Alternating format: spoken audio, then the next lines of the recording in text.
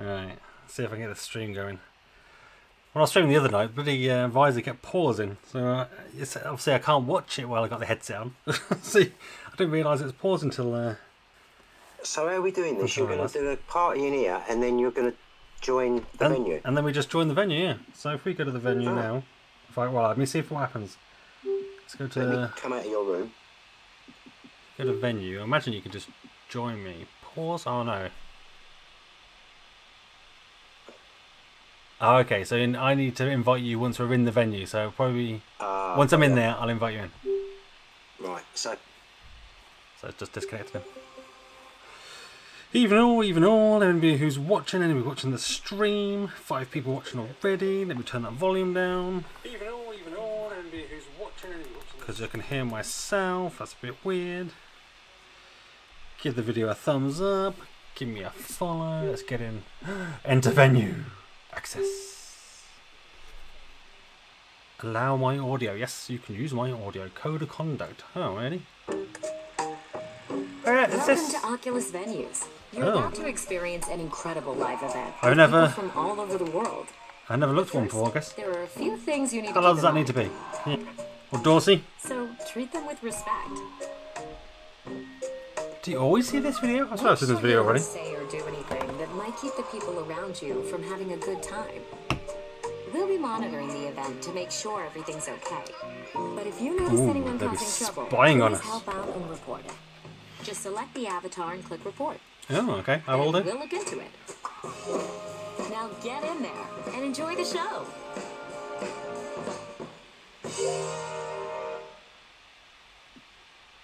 Yeah, Voodoo Child, how's it going, mate?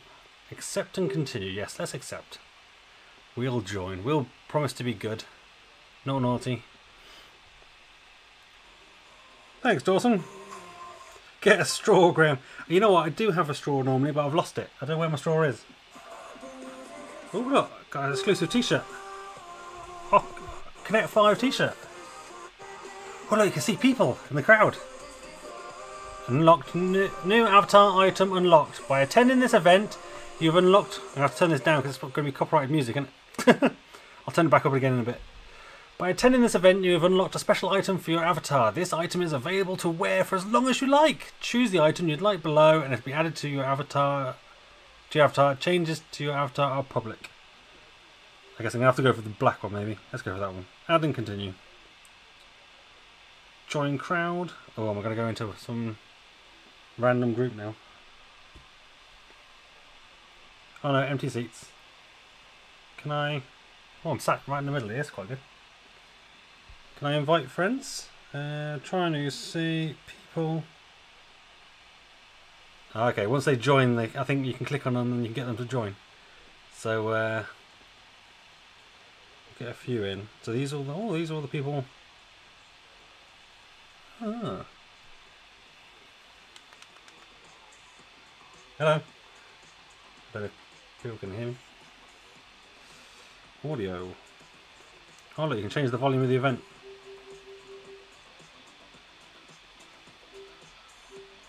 Oh, you can actually hear like people talking behind you, can't you? Look.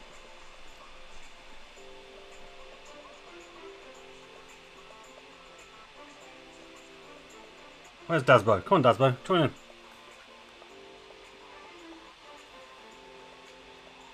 Love you eat. Hello. Can I just move to seat nearby? Ah, can I just join them? Hello. What's that person doing? Solo viewing. Oh, I can sit in a. Oh, I can sit in my own little private box if I want to. Nice. Oh, my thing stopped. Oh, I'm gonna have to keep an eye on this bloody thing, aren't I? Gonna have to keep pressing the.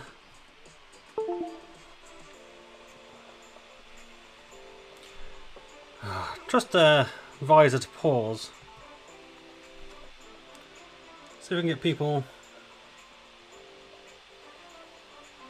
Come on, Dasbo, join. Can I invite him in?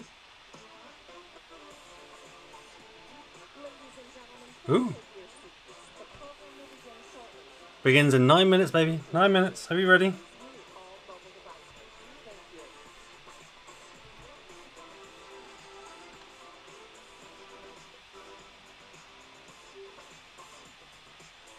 Rejoin crowd.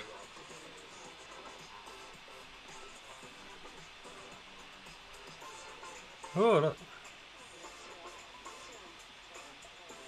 It's weird to sit with random people. It's kind of cool though.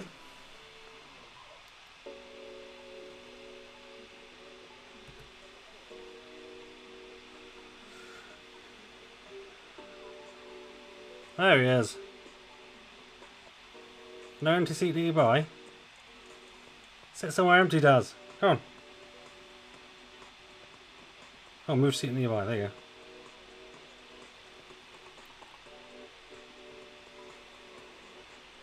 Ah, there you go, Daz. Can you hear me? That's not a true representation. You've got too much hair. No, it's not me.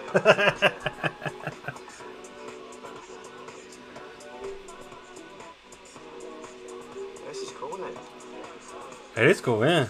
So if we close all this, it's weird, isn't it? Because you can like hear other people in seats behind you, in front of you, chatting. But like, you can't actually hear what they're actually saying. It's weird. Like, you can even look at these people in front of us, look. There's quite a lot of people here. Yeah. Hi.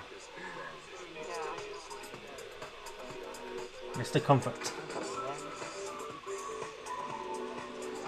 You put your exclusive t-shirt on.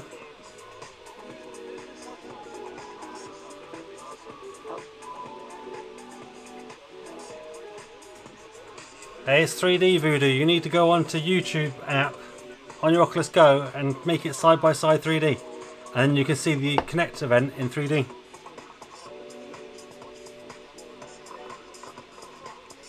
So you're recording this from Marcus? Yeah, it's going straight up to YouTube. So it's live at the moment. I've got somebody saying, I can see two of you. Well, yeah, because it's 3D.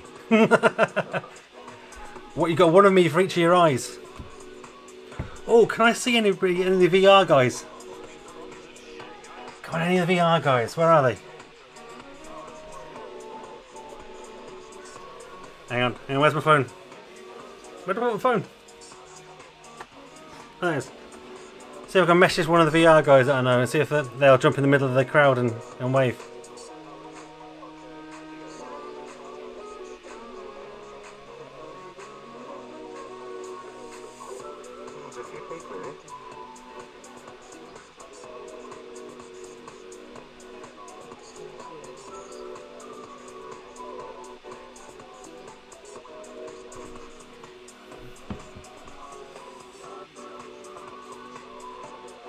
Oh, my phone's automatically thought I wanted to change app.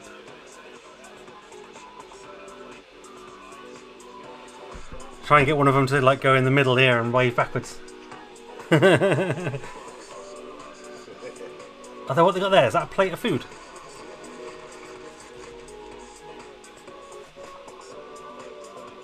Yeah, we're on stage doing like a streak. Oh look, it's a plate of food, look. Oh, it's a bit juddery, isn't it? Then people think it's me, it's not. Hey, what are you doing down there?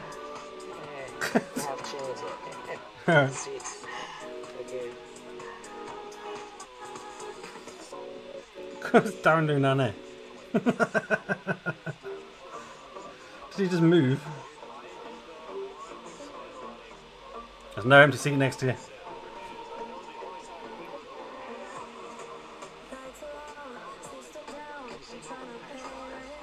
I can't see your ball patch now.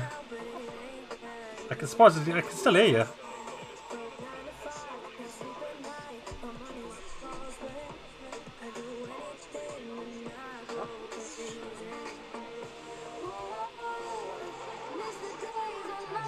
try to see if we can see anybody we know.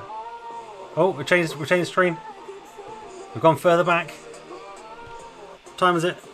It's 5-2.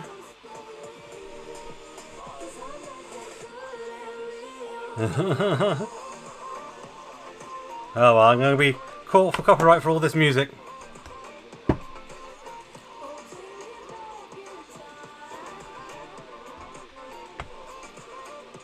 It keeps pausing on my screen, doesn't it? You have to like keep pressing it.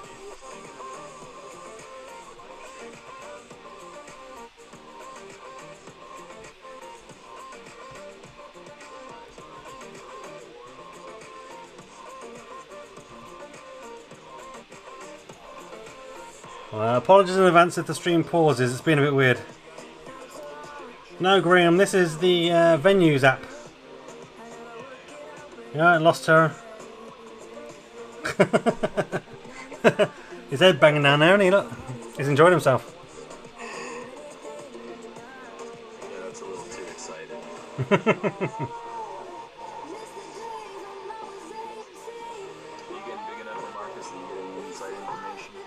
I don't, I'm afraid. No, I'm not big enough. Wasn't even invited. Although, no, it's a lie. They invited me. I said, no. I want to sit in the virtual crowd with everyone else. With my viewers. I don't want to be sitting up there. No. Among the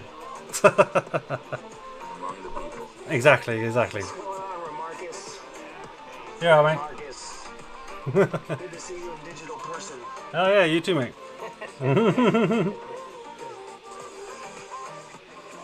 So we've got a fair few people here. There's a spare seat down there. Hey man, I'm showing 583 people in here. That's what my info says. Oh, really? Nice.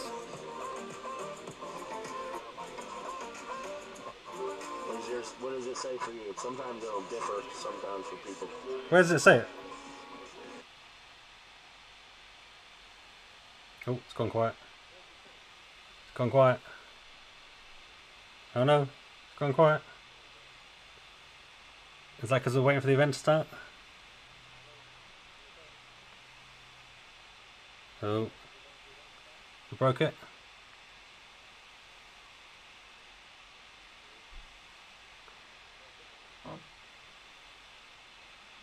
It's gone super quiet.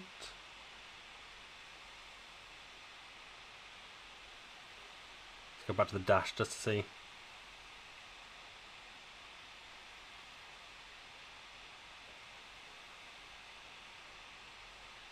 Oh, it's gone super quiet. I can't hear anything.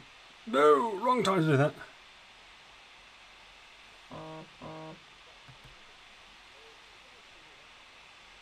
Let's quit it quickly. Hang on, I'll tell you what usually does it. Locking the headset and unlocking it.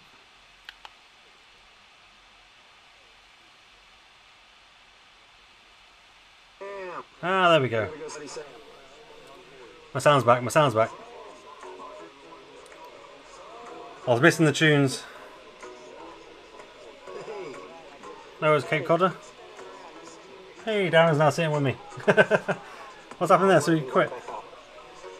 You're back in the premium seats. My ticket down there. Someone wanted my ticket closer to the front. Oh, that's fair enough.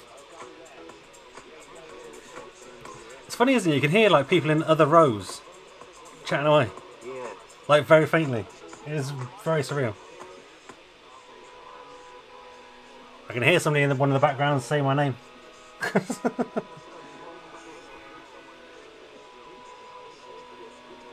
Unfortunately, I'm not big enough to be known by everyone yet. One day, everyone will know my name. One day you'll be on that stage presenting. Oh, well, exactly, yeah. Move over, Mark Zuckerberg. And Marcus coming through. Don't worry, I'll remember you guys. I remember you guys when I get there, don't worry. Yeah, don't forget us.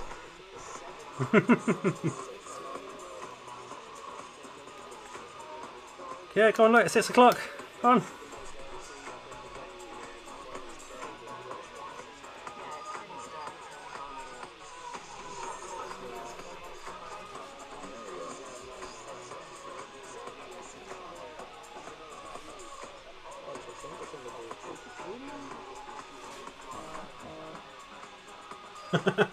Just wave everyone. Oh, we're starting. Somebody with a light down there, look. We can see behind the scenes there, look. That's all the AV stuff. So it's 360, but you've kind of got like people sitting in the way of part of, no, 180, sorry. But you've got people sitting in the way of kind of like the floor. So it's not really 180, is it?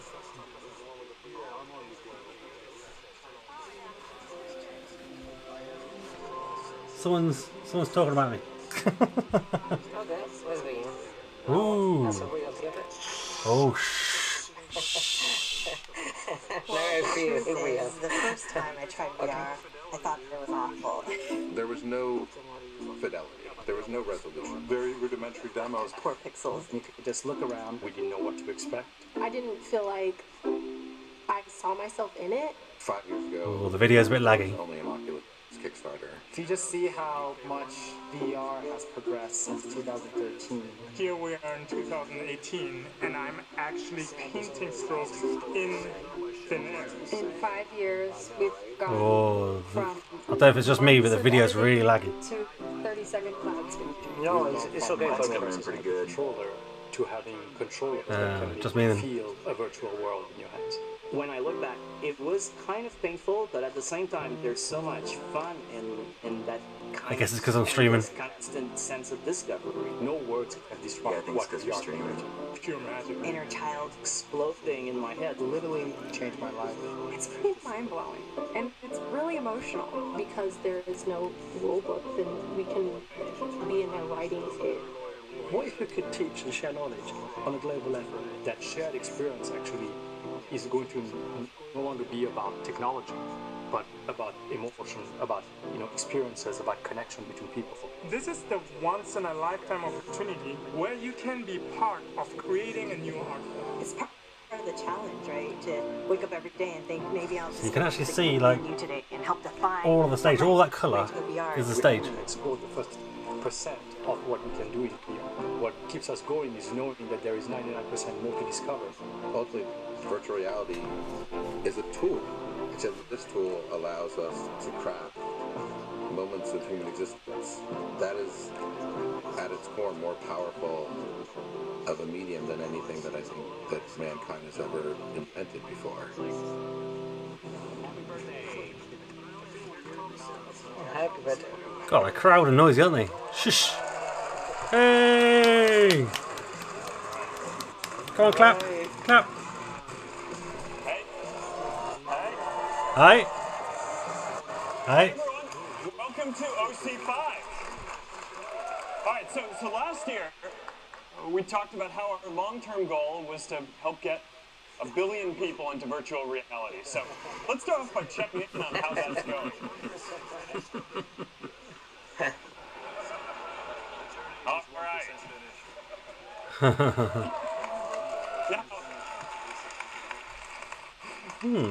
I want to say it looks 3D. At Facebook that the journey is 1% finished.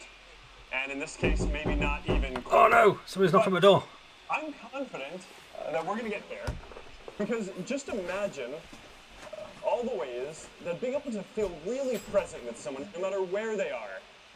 Imagine all the ways that that's going to change how we communicate, how we game, how we work, almost every category of what we do. Now, I bet that almost every person here has had the experience of introducing someone to VR for the first time. And you've seen how people can't stop smiling. Right? They're giddy. They don't want to come out. It's clear that this sensation of presence is a new kind of digital experience. And we're getting closer and closer to being able to easily step between physical Lamar Wilson. worlds. So for me, this isn't a question of whether we're going to get there, it's how.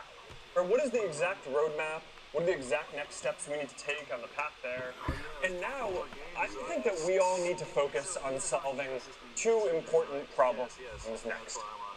So the first is that we need to build an ecosystem that's self-sustaining, right? Where developers can afford to... What's he laughing at? Well, and we're back. All right, wonderful. All right. The first problem we need to solve is getting the microphone to work. Assuming we can do that, then we are on to the second problem, which is building an ecosystem which is self-sustaining. where developers can afford to build high-quality experiences because there are enough people who are using these platforms who are going to pay for the content. Now, I guess the second or the third problem, if you will, is that we need to build a product with a form factor that is comfortable, that you can take with you anywhere you go, and that is powerful enough to run any experience we want. So, Santa Cruz, baby. Santa Cruz. All right, so right now, there are thousands of titles for VR. There's everything from art to social VR to live music.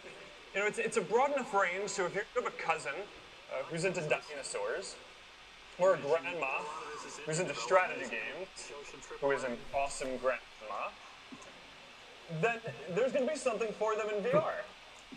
But, you know, right now, a lot of this is indie development. Right? A lot of it is still funded directly by us to help get the ecosystem started. Some of it is big studios exploring, even if it's not profitable yet. So the big question is, what is it going to take for it to be profitable for all developers to build these kind of large efforts for VR? And to get to that level, we think that we need about 10 million people on a given platform. Right, so that's the threshold where the number of people using and buying VR content makes it sustainable and profitable for all kinds of developers. And once we get to and cross this threshold, then we think that the content and the ecosystem are just going to explode. Now, importantly, this threshold isn't 10 million people across all different types of VR. Because if you build a game for Rift, it doesn't necessarily work on Go or PlayStation. Right, so we need 10 million people on each platform. So with this in mind, we're now directing our roadmap so that future versions of the products that we build are going to be compatible with the current ones. So when we release the new version of Rift, which isn't today, by the way. No Rift today. All of the content that works for Rift is going to work on that next version too. So this means Santa Cruz of what we build works on Go games. Confirmed. And once we get there, we think that the content and the activity in the ecosystem is just going to really take off. All right. Now, in addition to the ecosystem, we also have to make progress on the form factor. Ooh, change view. Now, if we're building products that are going to run similar content across generations, then that means that we need to lock in certain key decisions now, like what the input is going to be. Right? So that way those things can be consistent over time. So we need to ask, what are the key attributes of the ideal VR system that we want to lock in now? We've talked to a lot of people in the community, people who use Rift and Go and all the other VR devices, and we think that there are a few key qualities. God, people are chatting a lot, aren't they? Any VR system that gets to scale needs to have. So first, it needs to be standalone. It's that way there are no cable. Woo! Yeah. Woo! No wires that are going to break your feeling of presence or anything like that. And Mark, it's me. Right, Space Marcus. It's got to support hands. I can't hear me. Right, because that's going to be how we interact with people and objects in a natural way. Close enough to throw something at him. Reality. And third, it has to offer 6 degrees of freedom. So you can not just walk around or look around, but you can also walk around and move through a virtual space just like you would in a physical one. Standalone, hand presence, 6 square feet. These 3 qualities together into one product, then we think that that is the foundation for the ideal form factor for VR. So we've been working on this for years now. And at Connect, for the past couple of years, you've heard me talk about Project Santa Cruz. And today, we have some news for you. Oh yeah, what's it going to be called? Get ready, baby. Excited to announce Oculus Quest. Quest! Ooh.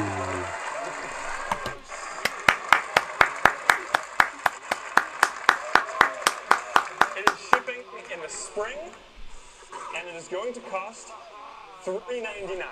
Ooh, $399! Wow! That's a good price. That is a good price. This is the all-in-one VR experience that we have been waiting for. Wow. It's wireless, It's got hand presence, 6 degrees of freedom, and it runs Rift quality experiences. Rift quality games. Or experiences. Not strictly games. Full inside-out tracking, full freedom to move around, no cables, no external sensors, just really good positional tracking. It's got adjustable fit, so it's comfortable to wear with glasses. It's got built-in 360 audio, even better than what we shipped with Oculus Go, even without headphones. Nice. And it is shipping with touch controllers to deliver the same hand presence that you get with Rift. Nice. Now,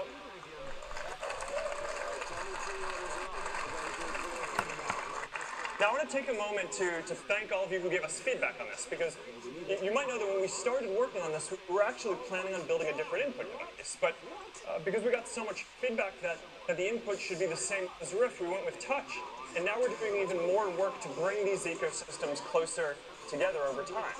So keep them together, keep them the same, then we're going to be able to work with all of you it just to works. bring a lot of the most successful games from Rift to Oculus Quest, including Robo Recall, The Climb, and Moss, just to name a few. Nice. And we're going to have more than Robo Recall. 50 titles available for Oculus Quest at launch. 50 plus titles. Nice. All right, let's take a closer look. Ooh, get ready, people. Oculus Quest is an all-in-one VR system. See, $399 is like at least 200 quid cheaper than I thought it was going to be. Free and immersed. With 6 degrees of freedom, state-of-the-art optics, and built-in audio. You can forget about wires, PCs, and phones. Oculus Quest is ready to play when you are. The headset relies on 4 ultra-wide angle sensors to map your environment as you navigate. Wonder how big the battery is. And with Oculus Insight tracking, every move you make in the real world translates right into the game you're playing. Combine that with Oculus Touch controllers, and the game is at your fingertips. So when you grab, swing, or cast a spell, you'll feel the power of every gesture. The next level of VR gaming is finally here. Introducing Oculus Quest. Nice. She looks impressed. I'm impressed. I'm liking the look of that.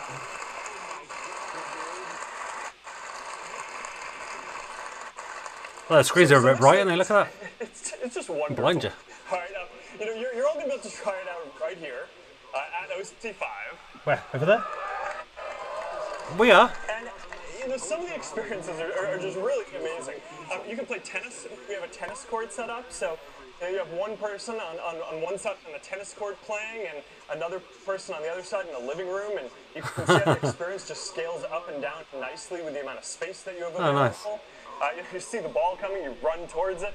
You see your hand, you hit it, you get haptic feedback. It's awesome. You're going to be able to play Dead and Buried out there. It's basically like playing paintball.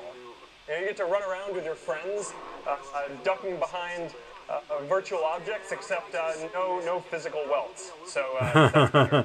All right, so this is all set up, and you're going to be able to try all this stuff out right after this keynote today.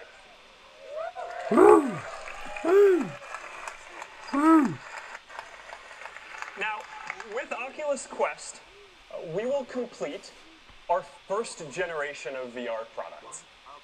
So there's Oculus first generation. Go, the most affordable way to experience VR for the first time. There's Oculus Quest, the all-in-one VR experience that we've been waiting for. And there is Rift, for experiences that need a PC to push the edge of what's possible. So from here, we're going to make some big leaps in both tech and content for the future generations of each of these products. We're going to build each of these as platforms, so everything that you build for them today is going to work on future versions of these devices. This is all still early, but this is the basic roadmap. This is what we need to do. So these are the headsets they're going to get to the future that iterate on as they go forward. Now, the next few years are going to be a really exciting time for VR and AR, and I'm really excited to see. The Go is still half price though, compared to the Quest. So as always, thank you all for coming out to OC5. It is great to be on this journey with you. And now I want to introduce Boz, someone I've worked with for more than 10 years. who's been a part of building many of Facebook's most important products, and who I often ask to take on the most important long-term areas that we have. And he's now leading all of our efforts in AR and VR. So I'm going to hand it off to Boz to share more about our vision. All right, thanks, and enjoy OC5. Woo! See you, Mark. Andrew! Just under a year ago, Love the shoes, mate. Sitting in the audience, right over there, attending my very first Oculus Connect. I had just joined the AR/VR organization, and I got to hear Mark talk about Dorothy and Echo Arena and the power of virtual reality. About 2/3 the way through his talk, this flashed on the stage. And I just thought how odd it was that Mark had never mentioned this to me in any of our conversations before I joined. I guess it just slipped his mind. It's a true story. But I've been at Facebook a long time, so I'm not unfamiliar with goals like these. But we've never faced anything like we're facing in AR and VR right now. Kind of looks like he's holding on to his own leg. Of a tremendous platform shift, bigger than the shift from web to mobile. Oh. In fact, it's not just a shift in the computing platform. So I still drink my coffee. It's a shift in how humans will connect. Let's put that shift in historical perspective. The history of technology is nothing if not the history of humans trying to connect. We domesticated horses and bridled them. We built trains across the wilderness. We laid thousands of miles of copper under land and sea. We've invented cars. We flew planes across continents and oceans, all to connect. Facebook itself is nothing if not a small step forward in that grand historical march. Yet with all of our technological progress, we still have tremendous limitations on our ability to connect, and the biggest limitation is physics. There is simply no substitute yet for being there. Physical distance becomes emotional distance. And what we've come to understand is that distance isn't always measured in miles. Sometimes it's measured in missed moments. Now, nothing has been better at breaking down the barriers imposed on us by physics than the phone. The phone is the greatest turn the chat down. ever invented. People are behind me, it's so noisy. It's like watching a movie. Human progress. But despite all its greatness, all that's given us, the Go is great. It's got offers, the three different devices have got very different uses, I think. Of what the phone can do for us. They're all worth purchase. Think about the last time you did a video call with Technically for $1,000 you can buy all three. I mean, first of all, video calls are like an event. You got to plan it, you got to schedule it. You got to sacrifice your left arm to get a decent angle once you're on the call. And if you're with somebody physically with you, they better stand behind you or they're not on the call. Now, this is better than nothing, but it's not rich in the way that we know human connection can be rich. You know, we're using these tiny windows to reach out and connect with people, and as a society, we've just maxed out whatever bandwidth these little devices can provide. We can do better. So what would it take to feel transported to another place? The tools that we're building in AR and VR have the opportunity to answer this. You know, we see the opportunity in video presence, where we think there's a chance to build a platform for the home that enhances people's ability to connect. We'll talk more about that in the coming weeks. But of course, we also can be transported and feel present in virtual reality. This map shows the 2.5 billion people that Facebook connects. That's a lot of people. This is what those connections look like on Oculus today. We have a little bit of work to do. But we are starting to UK is not very lit up, is it? It's not the number of connections that matters most. It's the depth of those connections. That's what VR and AR will be able to do better than anything that has come before. That's why Facebook is so committed to this work. VR is often depicted as isolationist or escapist. And that dystopian future is a real possibility if we don't put people first, if we don't put human connection first. Today the focus may be more on content, and that's great. But in the fullness of time, I expect virtual reality to be a platform primarily centered around human connection. Looking 5 or 10 years down the road, this could have really profound impacts on the fabric of society. You know, people often think of virtual reality as a competitor to telepresence. It's not. It's a competitor to real estate. Cities and roads are occupied by the space companies need to connect their employees face to face. Shockingly, this is not a misappropriation of our precious time and space, because that is how valuable it is for humans to connect in person. If you could enable even a fraction of that to be done remotely through virtual reality, you will have done tremendous good in allowing society to reallocate some of its most limited resources. Not only would people be able to connect with the people that matter most to them in real life because they're commuting less, but this would also enable access to jobs to those who today have limited opportunity due to geography. This potential to transform the global landscape is incredible, and it's the reason that we're prioritizing the investments to deliver this technology in a human-centric way. You're all already familiar with Oculus Rift, which has been powering great VR experiences with PCs for years now. Earlier this year, we announced Oculus Go, which is focused on entertainment and social use cases and is by far the most affordable way to get into virtual reality.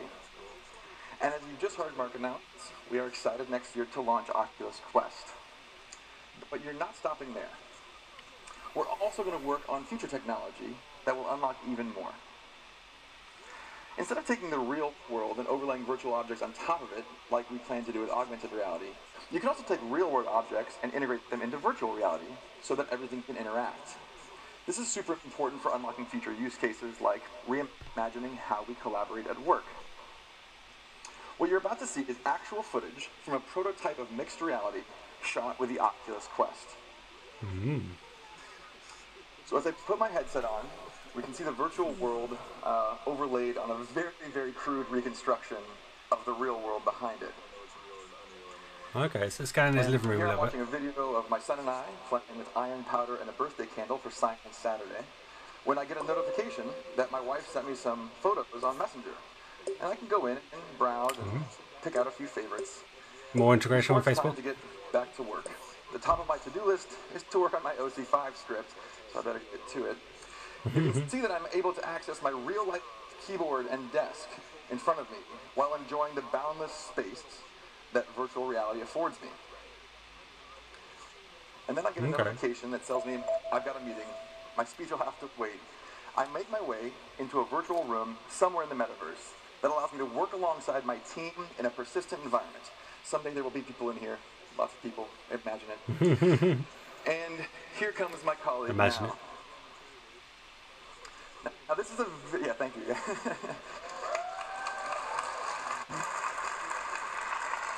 It's cool. I'm just going to assume that applause just for how cute my kids are. So this is a very early concept, but the ideas are starting to take shape. Being able to connect with people both physically proximate to you and physically distant at the same time has the potential to tremendously broaden our capacity to connect with other people, especially if you can have access to all of your information without I had a good view there. check your phone. Now I'm like back row. Mixed reality won't be ready for a while, but it is on our roadmap. We think it's a huge part of the next 5 years of virtual reality and an important step on the path to augmented reality. This work is bigger than Facebook. If you're sitting in the audience like I was a year ago, then you have been on this journey with us, probably longer than I have. And I hope you do take this opportunity to step back and remind yourself of the tremendous opportunity we have to impact the world. I really think this work is important to the future of human connection. And that's why Facebook is all in on solving these problems, and we hope that you are too. And with that, I'd like to introduce Hugo Barra to talk about our work. Good, I can check my battery while I'm here. Even though I'm plugged in, I'm draining battery. Good morning. Morning. Wow, I'm always Hugo. blown away by the energy in this room and in this community. Welcome, everyone, to OC5, our 5th Oculus Connect. Yay. That's right. Saying the same thing twice. We have so much to share today, but before we get started, I want to give a special welcome to a very special group here with us this morning. There are about 50 of you here today, and you know who you are. Our most dedicated developers and creators who have attended all 5 Oculus Connects. Nice. Yes. Thank you. Thank you for your hard work and your dedication over the years. And thank you for continuing to believe in the power of VR. And another special welcome to those watching the keynote together live in VR in Oculus venues. Yeah, we're streaming in 180 video, so it should feel almost like you're here with us in the room. Don't think it's 3D 180, does it? Our mission at Oculus. Doesn't feel 3D. Our mission is to defy distance. And to deliver on this mission, we need to build hardware, software, and of course, an entire developer ecosystem that brings this new medium to life. And that is where you come in. Over the last 5 years, we've been building VR products and platforms to bring more people into VR.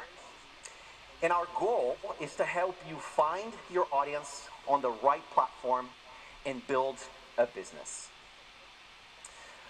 Oculus Go is our first all-in-one VR headset and the most affordable way for people to experience VR for the first time.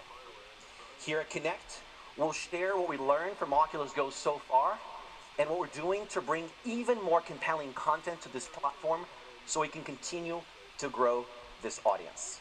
Nice. Let's go. Oculus Rift and Touch remain the gold standard for high-end VR experiences and our test bed to push the boundaries of what's possible. Today we're going to share with you a few new developer features and then follow up with a number of technical and design talks here at Connect from both Oculus folks as well as many of you from our community. Oh, video's paused. Oh, there you go.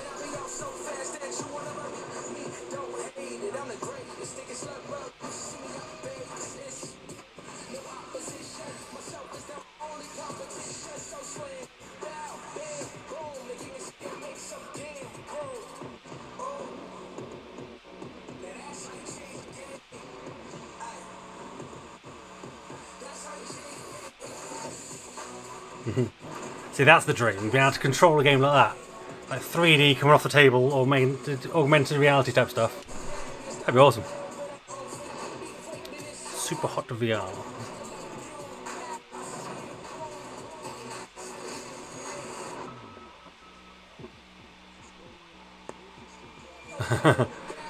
Ah, look, the little peasant console gamer there, look.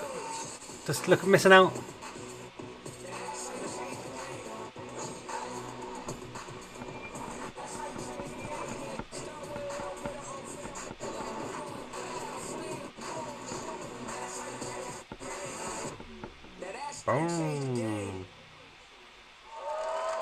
Woo! Rift games! Woo!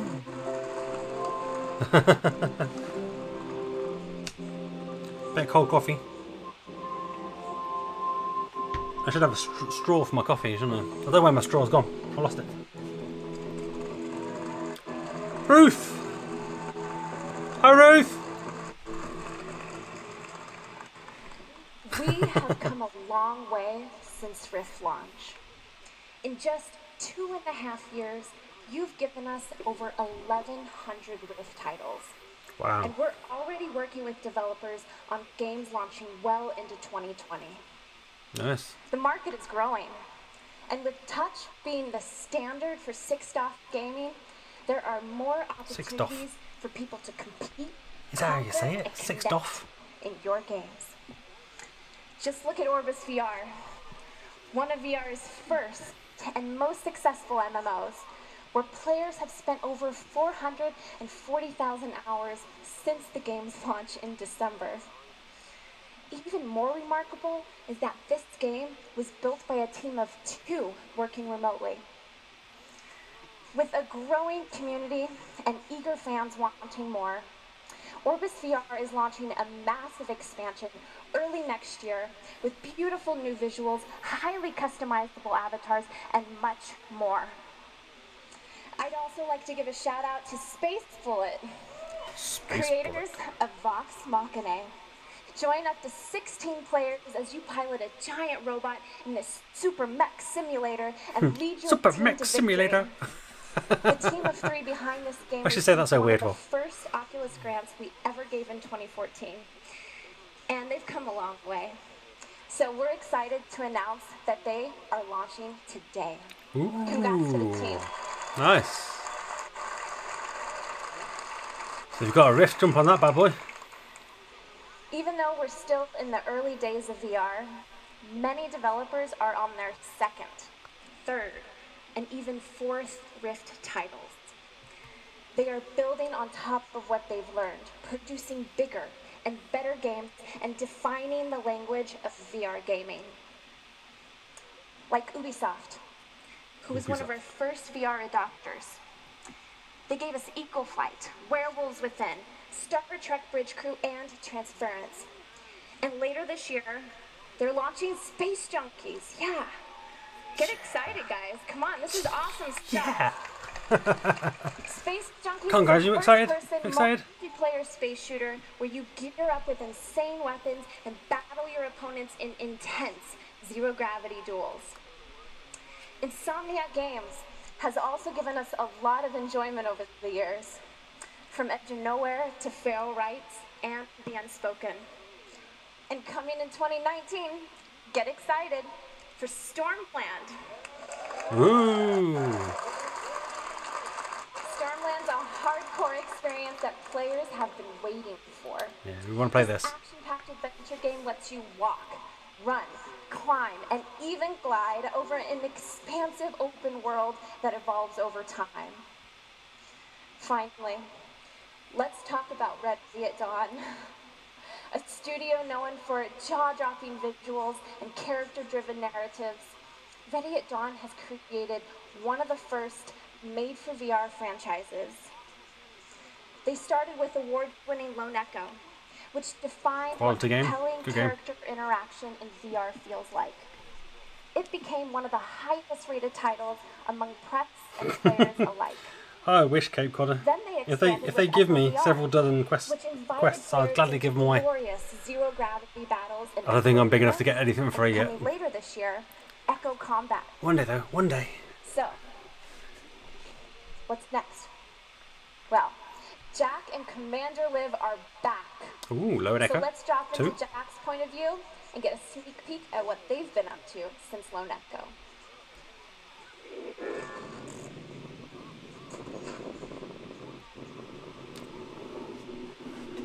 Ooh. Jack, can you hear me? How did we end up here? You're the only person who calls me Jack.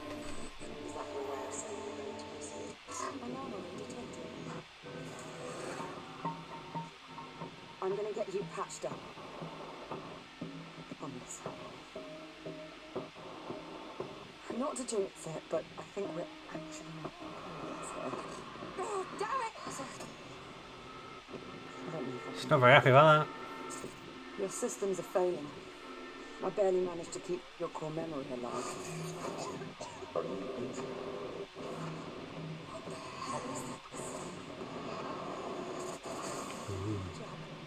Please. That's a warning, sunshine. Jack! Oh, thank God. Captain Rose, report to observation. Report. Can't put me on. Promise. I'll explain everything when I get back. I'm going to make it. Venture beyond the unknown. Woo! Woo, woo, woo! Rift powers the most expansive, bold, and groundbreaking games in the world. And for these games to succeed, we need a robust ecosystem to bring the community together. So to talk more about Rift, ecosystem. I'd like to welcome Lucy Chen.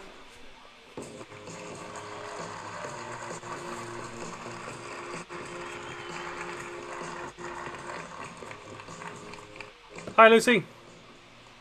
All the experiences you just saw are only possible with the power of Rift. And we want to continue to connect our developers with our community of players. That's why we spent this past year rebuilding the Rift platform entirely from scratch. It's a whole suite of new tools to help you connect with each other and play the games you love. Let's dive in. Last year, we revealed 2 of the major changes. Home has transformed from the static storefront to your personalized corner of the metaverse, planets and all. You're part of the Oasis. We also introduced Dash, your new system interface, your command center that follows you throughout your journey and gives you full access to your PC desktop, all inside Rift. And we're excited to announce that the new Rift platform is rolling out to everyone starting today. Ooh, so everyone gets the beta? Alright. On top of Home and Dash, we'll get a suite of new features to help with customization, out of beta today. social, and discovery. Ooh. Let's start with customization. Home is now your space to fully personalize, thanks to hundreds of new items, decor, and environments. You can easily grab objects and place them wherever you want. This mid-century modern tropical collection is my personal favorite. Love the floaters. Check out my pink palm trees and Florence the flamingo. As you can see, Home comes stocked with a huge catalog of items to show off your personality. But what's more personal than the games you love? And developers, we know you want to bring your own IP right into Home. And that's why we're introducing custom developer items. Nice. So when you buy a game, you get certain items, or you can unlock them maybe, like achievements? Devs have already created items from your favorite games, like Echo Arena, Super Hot, and Moss. And soon you'll be able to earn even more.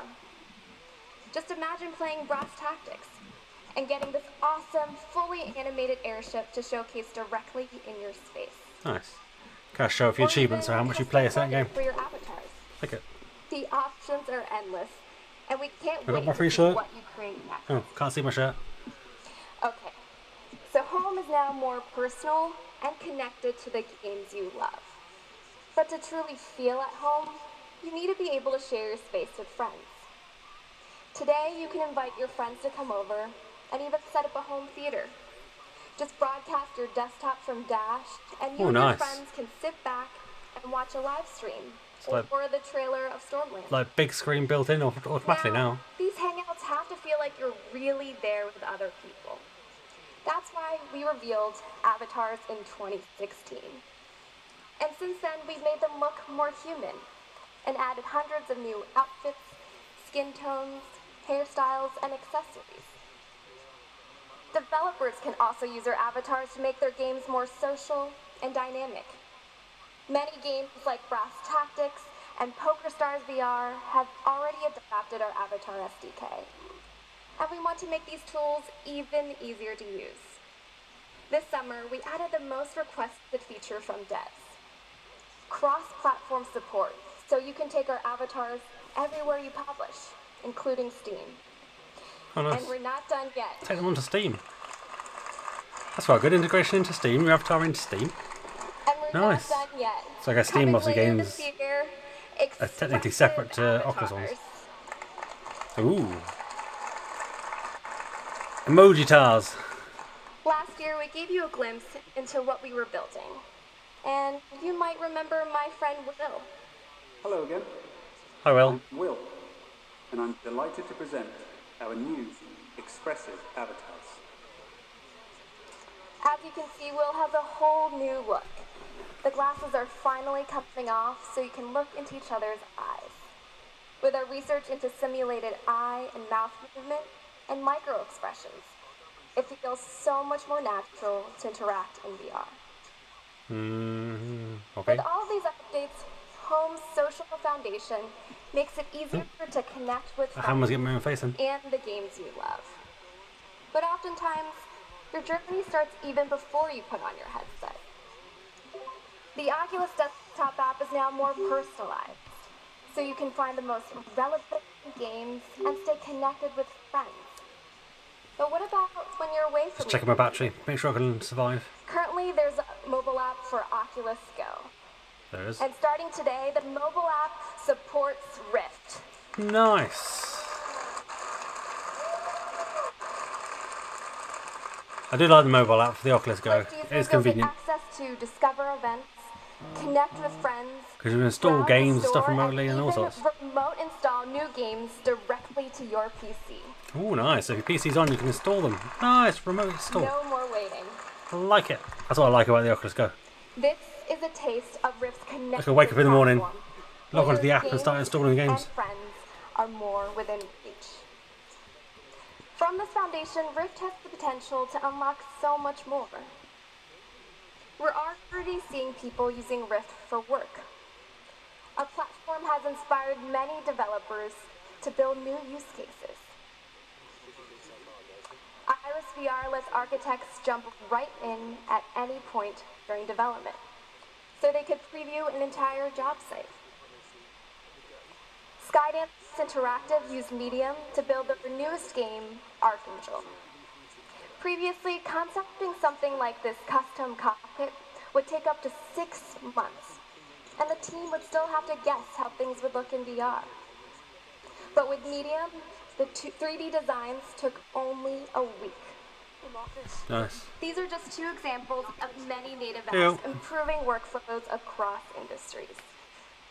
And while not all desktop software has a VR version yet, Dash already brings your PC displays into Rift, and we want developers to use this technology. Introducing hybrid apps. Ooh. Yes, get excited. Breed them together, It's create new way mutations. to bring 2D applications into VR. With a few APIs and a VR viewport, Dash brings software into first-class VR applications. To see what this could look like, we partnered with Algorithmic Labs on an experimental version of Substance Painter. Many artists today use their app to paint 3D models on desktop. But with hybrid app support, artists can move seamlessly from 2D into VR. Nice. As you can imagine, manipulating a model in 3D space is so much easier. Just look at how the textures are coming to life on Toby the robot. Mm-hmm. And Dash automatically brings in all the UI, so it's the same workflow, but now in a 3D space. That's cool. I imagine that would be like so helpful for people making these sort of things. It's that simple. One Rather than like changing, loading, changing, loading. and VR. Just do it real time.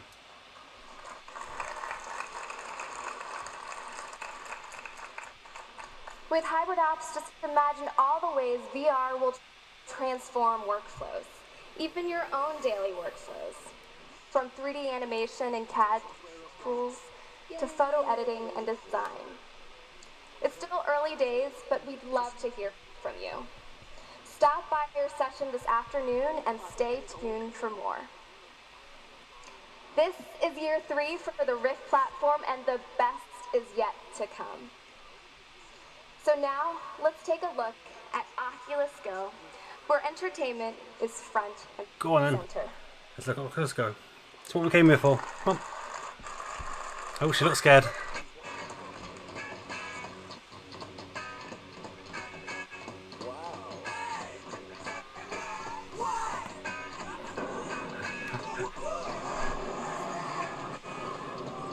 Get ready, people. Get ready.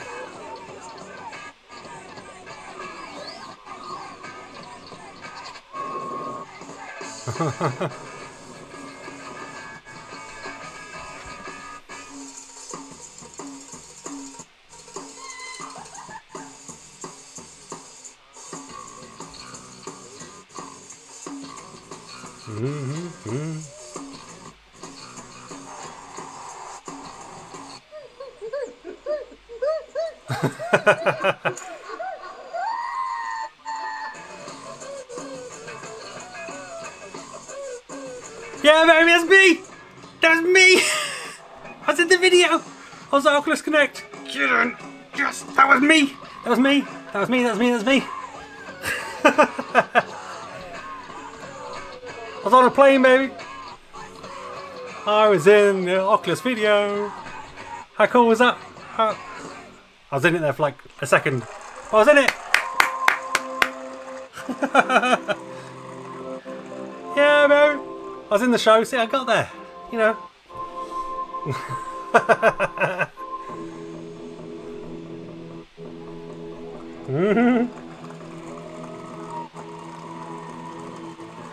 I was in the trailer, baby, for Oculus Go. How cool is that?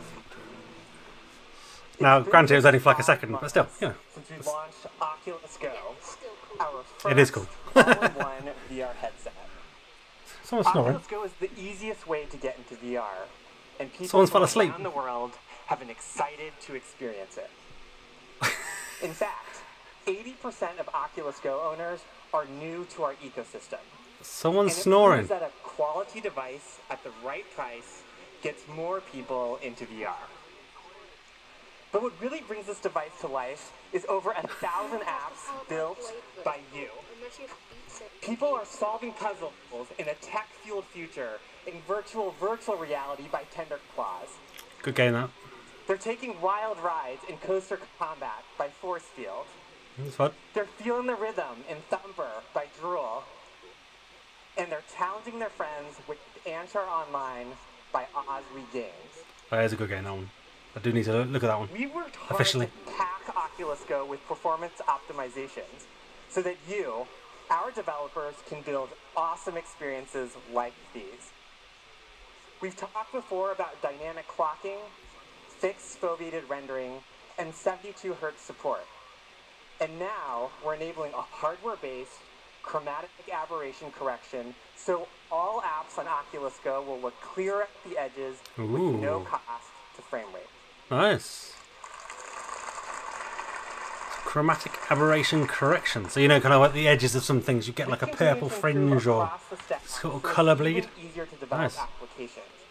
And one title I'm super excited to play is Covert by White Elk. Yeah, let's go. It's a social co-op game where you and a friend pull off epic heists. While one player is in the headset, the other is on their mobile device. And it's a unique game mechanism that's tons of fun. We've heard from people over and over again that they want to experience games with friends. So, we're making that possible for even more apps on the platform. Okay. Coming soon, casting. Yay! This is what we want. This is what people have been asking for. Show them what you can see. Your friends will be able to follow along as you take on the zombie horde in Z-Strike or catch a rare fish and bait. First, it's coming to mobile, and soon you'll be able to share the fun with multiple friends all at once right on your TV. Nice. I mean, even to mobile, you could Chromecast or Screencast or Mirrorcast or something to Oculus TV. Go owners, but they love using it to watch movies, That's good. concerts, and TV shows because Oculus Go feels like a personal theater. Yeah. You can catch the Hunger Games on a 180-inch screen. Attend a concert from the National right in the front row. Or watch The Handmaid's Tale in a virtual living room. I will say this is a little intense. I've tried to cover the screen at times with my hands, but the headset's attached to your face. Alright, mate. We want to give people even more ways to watch their favorites on Oculus Go. And I'm excited to announce that launching on Oculus Go is YouTube VR. Yes! YouTube VR. Proper, official YouTube app. Nice. With over 800,000 VR videos, there's something for everyone. You can just watch them on loop, on loop even. On loop. Well, it's been on Gear VR for a while, but it'd be good to have it on Oculus Go.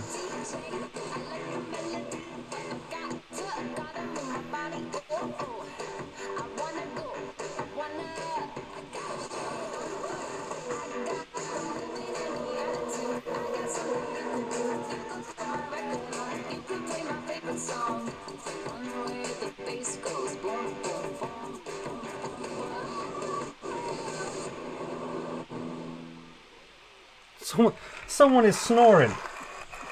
Somebody has fallen asleep. I think it's that ball guy down there. VR joins the lineup of incredible media partners on Oculus Go. So whatever you want to watch, you can slip on a headset and enjoy. When you're watching the best entertainment, what's better than seeing it live with the whole community of fellow fans? In May, we launched Oculus Venues, a new way to watch live concerts, sports, and more in a virtual stadium. Ah, I muted him. Let's give a shout out to everyone watching this keynote in Oculus Venues today. Hey, or on YouTube watching me. Hey! Already we've hosted more than 80 live events in Oculus Venues. And today we're excited to share our fall lineup, including new live music, a horror movie marathon, and even more of our favorite stand-up comedy. Plus, for the first time in Oculus Venues, NBA games are coming this fall.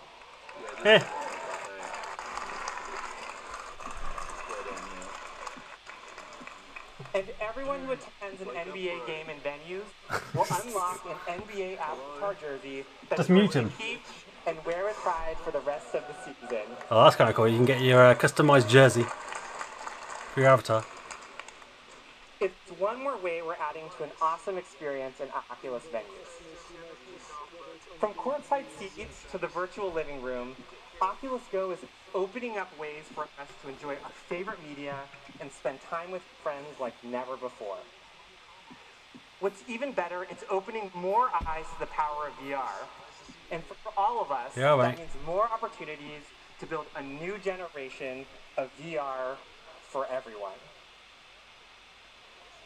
Now it's back to Hugo to talk about the next frontier. I've had to turn the volume of the chat down because it was getting a bit overwhelming, I think, with the amount of people talking.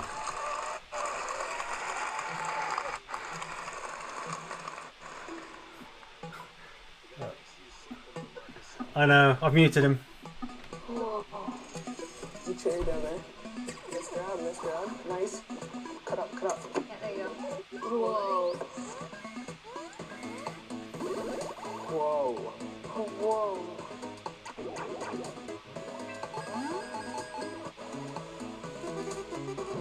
Oh, we jumped forward wide.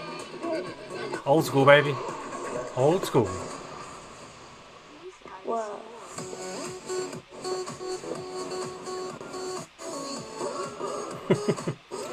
Sweet. Plus 2. Get back, everybody. Sit together, right?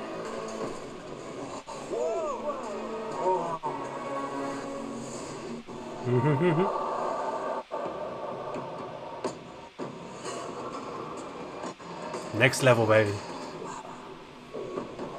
Oculus Quest.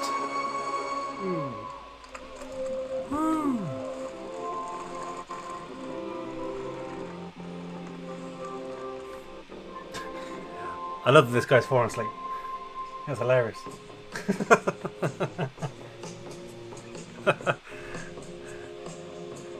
Even looks like he's asleep. For decades, people have been organizing themselves in communities built around games. From arcade cabinets in the 80s to the latest Battle Royale, games are no doubt one of the biggest forms of entertainment in the world. And they drive... Give us a few more on the Oculus Go, go on. Both people who play and people who watch others play. Now, VR brings an entirely new level of immersion. See if I can get a bit more comfortable in this chair. And most importantly, it creates new and deeper ways for people to connect. 2 years ago, Oculus Rift set the gold standard for games in VR with 6 degrees of freedom tracking and hand presence with touch. I do like my Rift. Now, not everybody has access to a high-end PC, of course. So since the beginning, we've been asking ourselves, what would it take to be free of the PC and get the magic of Rift into a single portable VR headset? Well, it took us 3 years of hard work, and now we're ready to unveil Oculus Quest. Yes, Yes, We've already cheered. We've already cheered for it. We don't cheer for it again. Our first all-in-one VR headset with positional tracking and touch controllers. It combines everything we learned in our journey with you, the immersion of Oculus Rift, with Does look like a cool headset. Go, into a revolutionary VR. If you wore that in public, people are thinking you're like spying on them with cameras and stuff, aren't they? And as Mark shared earlier, Oculus Quest launches this spring. Got to be careful not to scratch those lenses as well. Those sensor lenses. Got to be careful of those. The feeling that you get and what sort of case you get with it. Well, hopefully you get a case with it. It'd be quite nice. To move around and explore, to turn 360 degrees without limits. But it's actually more than that. You know, it's really a new type of feeling. I feel it's kind of like having superpowers. Is that because Marvel United's on it? Oh, it's loading. Oh, it's loading the trailer. Cut him off. As VR with freedom. This untethered experience is a huge step forward for VR. It felt more free roaming, felt like it suddenly was new for me again. You don't feel like you're being yanked back like you're a diver underwater. Oh my god, it's such a bad immersion joke. Seeing is believing, and when you experience it firsthand, you start to see the possibilities. This solves all my problems with VR right now. I don't have to think about where. What about you guys in chat? What do you think about Quest? You are the avatar. You're in the game. You tempted to get one? Magic. This is exactly what we need. I can't wait. A more powerful Oculus Go with almost Rift quality games with 6 degrees of freedom and 2 controllers. It's a dream, baby. Okay. Now, I'm excited. We're onto something significant here. For the first Yeah, time, it's really good. you can deliver Rift-like experiences to a much wider audience. 6DoF and touch are now the definitive standard for VR games. And Oculus Quest is the first VR headset in this new category. Moving forward, we are going to invest significantly in this new platform. Now, I want to give you a look under the hood of Oculus Quest. Ooh, gotta look inside. And I want to start by talking about the real computer vision magic that makes it all possible. Over the last 3 years, the Oculus team has built revolutionary inside-out tracking technology. Just see how hot my Go's getting. Oculus Insight. Insight uses 4 ultra-wide-angle sensors and advanced computer vision algorithms to track your exact position in real time without any external sensors. It's thanks to this technology that you can move around freely, fluidly, and fast with Oculus Quest. Hulk smash. It's really cool. Now, let's take a look at how Insight works. First of all, it uses the 4 wide-angle sensors on the headset to look for edges, corners, and pretty much any distinct feature in the environment. It then builds a 3-dimensional map that looks like a sparse point cloud. These are the green and blue dots that you see here.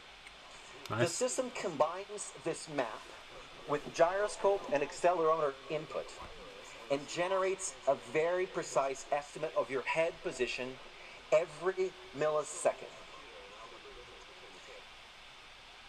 Insight is a very flexible and robust system. It relies on all the different The next giveaway winner will be announced tomorrow at TGM. So floors and ceilings, with the next latest update video. Walls, rugs, art on the wall, window fixtures, curtains, you name it, and even furniture. Now, this flexibility is important, particularly in more challenging environments, like, for example, a room with a super shiny floor or with bare white walls with no texture, with nothing on them. And we've tested Oculus Insight in hundreds of different home spaces, and we're going to continue to do that to fine-tune it over time. Now, many of you have built room-scale experiences for Oculus Rift. Oculus Insight goes beyond room scale, and it works in much larger spaces without any external sensors. Nice. Yeah. In fact, room scale from the headset. Nice. Check this out. In fact, we have an arena scale demo right here at Connect in the innovation zone that really shows this in action. Sweet. This thing, I'll tell you, this thing is 4,000 square feet. That's right. OMG is right. Anyway, you should definitely check it out. All right. So Oculus Insight also powers the Guardian system on Oculus Quest. Just like on Rift, Guardian is what helps keep you safer while you're in VR. So you have like a virtual barrier, so you know where you're about to bump into something. Multi-room Guardian. Multi-room Guardian. Wow. I love this guy. So you can easily take your headset to different parts of your home, your friend's home, or your office, and it will remember the Guardian setup for each of those spaces. Nice. You have to keep setting cool, up. Right? Okay. This tech is really sick. Oculus Insight also tracks the touch controllers that ship with Oculus Quest.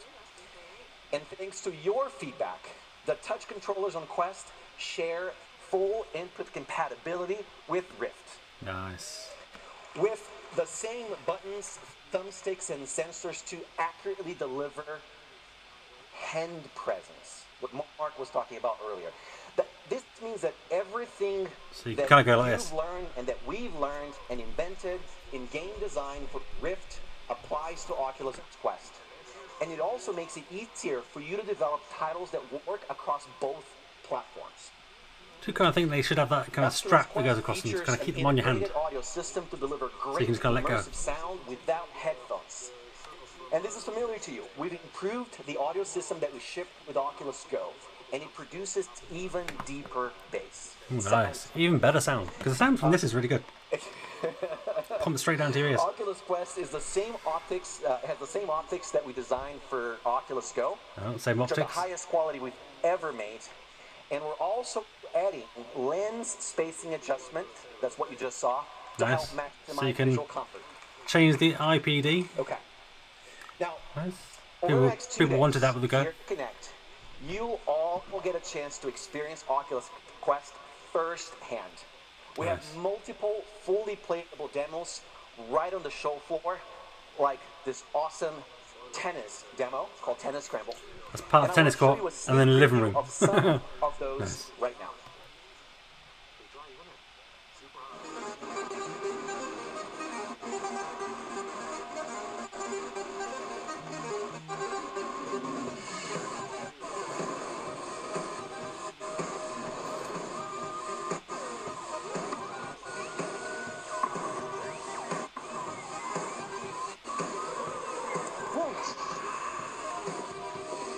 Facial fears too. Oh, now I can chase you around the room.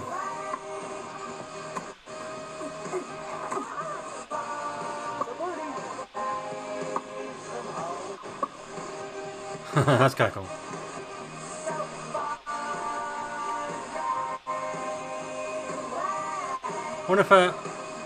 Wonder if one can track the other one.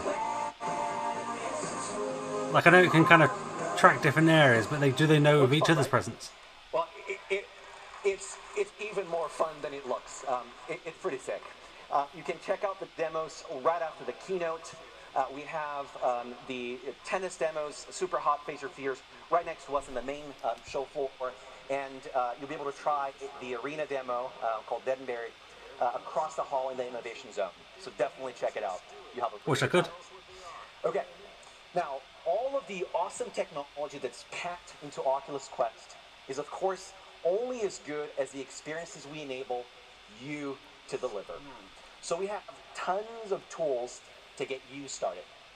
In fact, many of the SDKs you're already using will just work for Oculus Quest, including our platform, audio spatialization, and avatar SDKs, just to name a couple.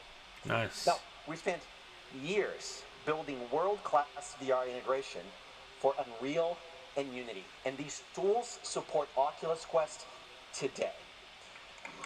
So if you know how to do those, you can carry on doing it. Using our Unity or Unreal integrations, you already have what you need to build for Quest. For example, the super hot demo on the show floor here at Connect was ported from Rift to Oculus Quest by the super hot team in just a few weeks. It's also possible to develop a game using Unity for Quest and then build it for Rift with no code changes. Yeah. Now, if you want to learn more about developing for Oculus Quest, we have several sessions for you here this week, so check them out.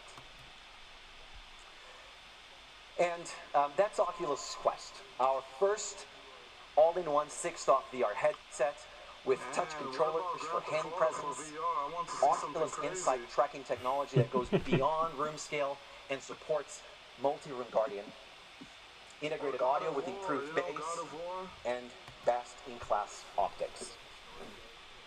And what you're seeing today is just a start.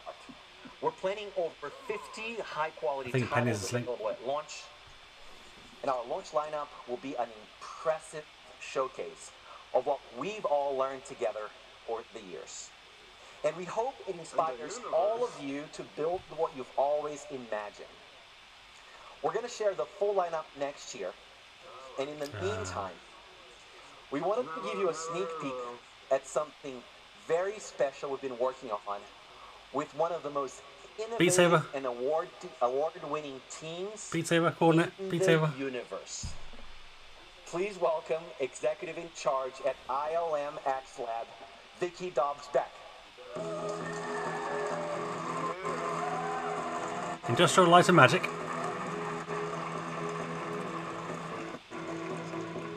Welcome, Vicky. Hi, Vicky. Thank you. I'm thrilled to be here on behalf of Oh yeah, it's the Star Wars announcement, isn't it? Ooh. Lightsabers. As many of you may know, Official ones. ILM X Lab is Lucasfilm's immersive entertainment division. We extend the Star Wars universe through emerging technologies like virtual reality. And our goal is for fans to literally be able to step inside our stories. We've been pushing the boundaries of storytelling, most recently with Carne y Arena, that was directed by Alejandro Inarritu and produced by Legendary Entertainment. It's the first ever virtual reality project to garner a special Oscar. And Star Wars Secrets of the Empire, our award-winning hyper-reality experience created in collaboration with The Void. ILM X Lab and Oculus are like-minded in our ambition to evolve the premium immersive space. We're creating compelling stories designed to take advantage of the medium.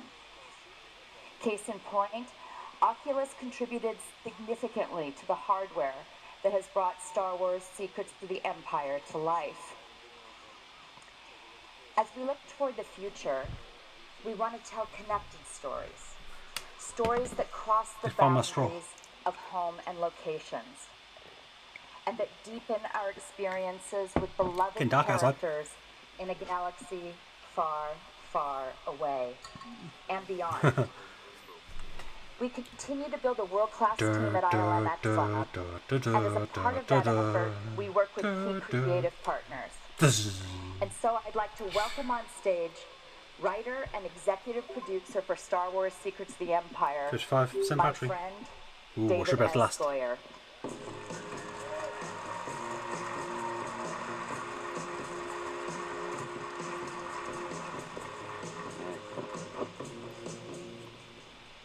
Thanks, Vicky. So, working on a groundbreaking interactive experience like Star Wars Secrets of the Empire, it was an incredible opportunity for me, but it was always part of a larger narrative plan. So over the past few years, I've been working closely with ILM X Lab and with the Lucasfilm Story Group to create connected stories for the virtual reality space. At Star Wars Celebration in 2016, we announced that we were working together on a virtual reality project about one of the most iconic characters in the Star Wars universe, Darth Vader.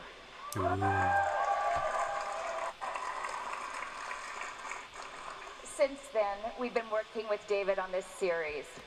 Oculus embraced our vision, and today I'm really excited to announce that Oculus is our premier partner for the series. Hey, go Oculus. Together, we will make it a reality for the VR community and Star Wars fans worldwide.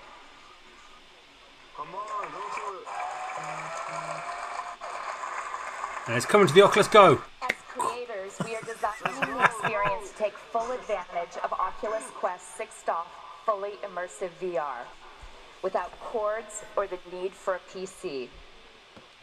Imagine, you'll be able to step inside the world of Star Wars in the comfort of your own living room, and for the first time, truly feel free.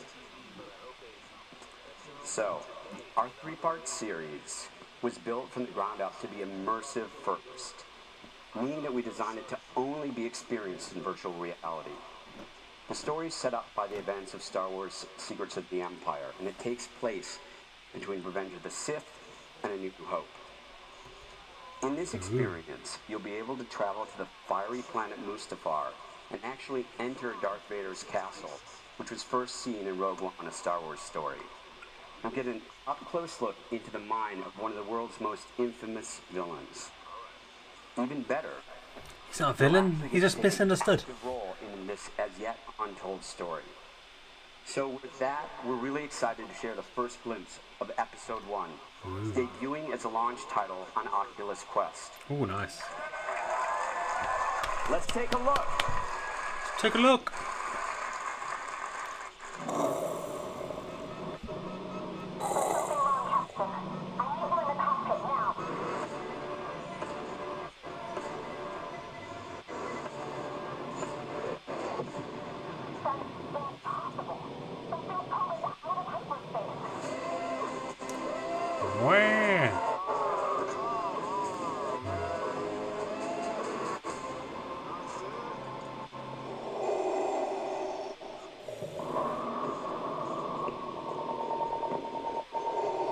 Here he is. They wonder why I have brought you here. Oh, is that it? Did we actually get to see anything? Oh, that's not actual gameplay. That was super teaser trailer. Oh, that was a cock tease trailer, that was. Jesus Christ. Wow. I've seen this video about 25 times, and I get serious goosebumps. Literally every time I see it again. Goosebumps. We could not be more excited for these worlds to come together, and for you to be at the center of this groundbreaking Star Wars series. It's going to be awesome. All right, we've covered a ton of stuff this morning. Amazing new titles coming to Oculus Rift, including Lone Echo 2, Vox Machina, and Stormland. So they didn't say how big the battery was, did they? We're In the Quest. Oculus Home and Dash available to everyone today, with the Rift platform now officially out of beta. Plus, new developer features coming soon, including custom Quest will get home. items and expressive avatars. On Oculus Go, we're really excited to have YouTube VR launching soon, and NBA games coming this fall to Oculus venues. Plus, casting. From when? A big feature request that will make Oculus Go even more fun and social for everyone. When's casting? And of course, we gave Today? you a preview Now? of Oculus Quest, our first all-in-one 6-off VR headset that brings the magic of Rift to a mainstream product. And we can't wait to see what this community is going to start building for it. After unveiling Quest, we have now completed our first generation portfolio of VR headsets. These are going to become the established platforms where you will find your audience and build your business. And at Oculus, we're going to continue to invest heavily in technology for future generations of products on these 3 platforms. And of course, speaking of the future, leading the team that's pushing the boundaries of VR and AR forward is an Oculus Connect favorite and my friend, Michael Abrash. He's the Somebody likes Michael. Person among the rest of us mere mortals, who's become famous for his ability to predict the future. It is my distinct pleasure to welcome Michael.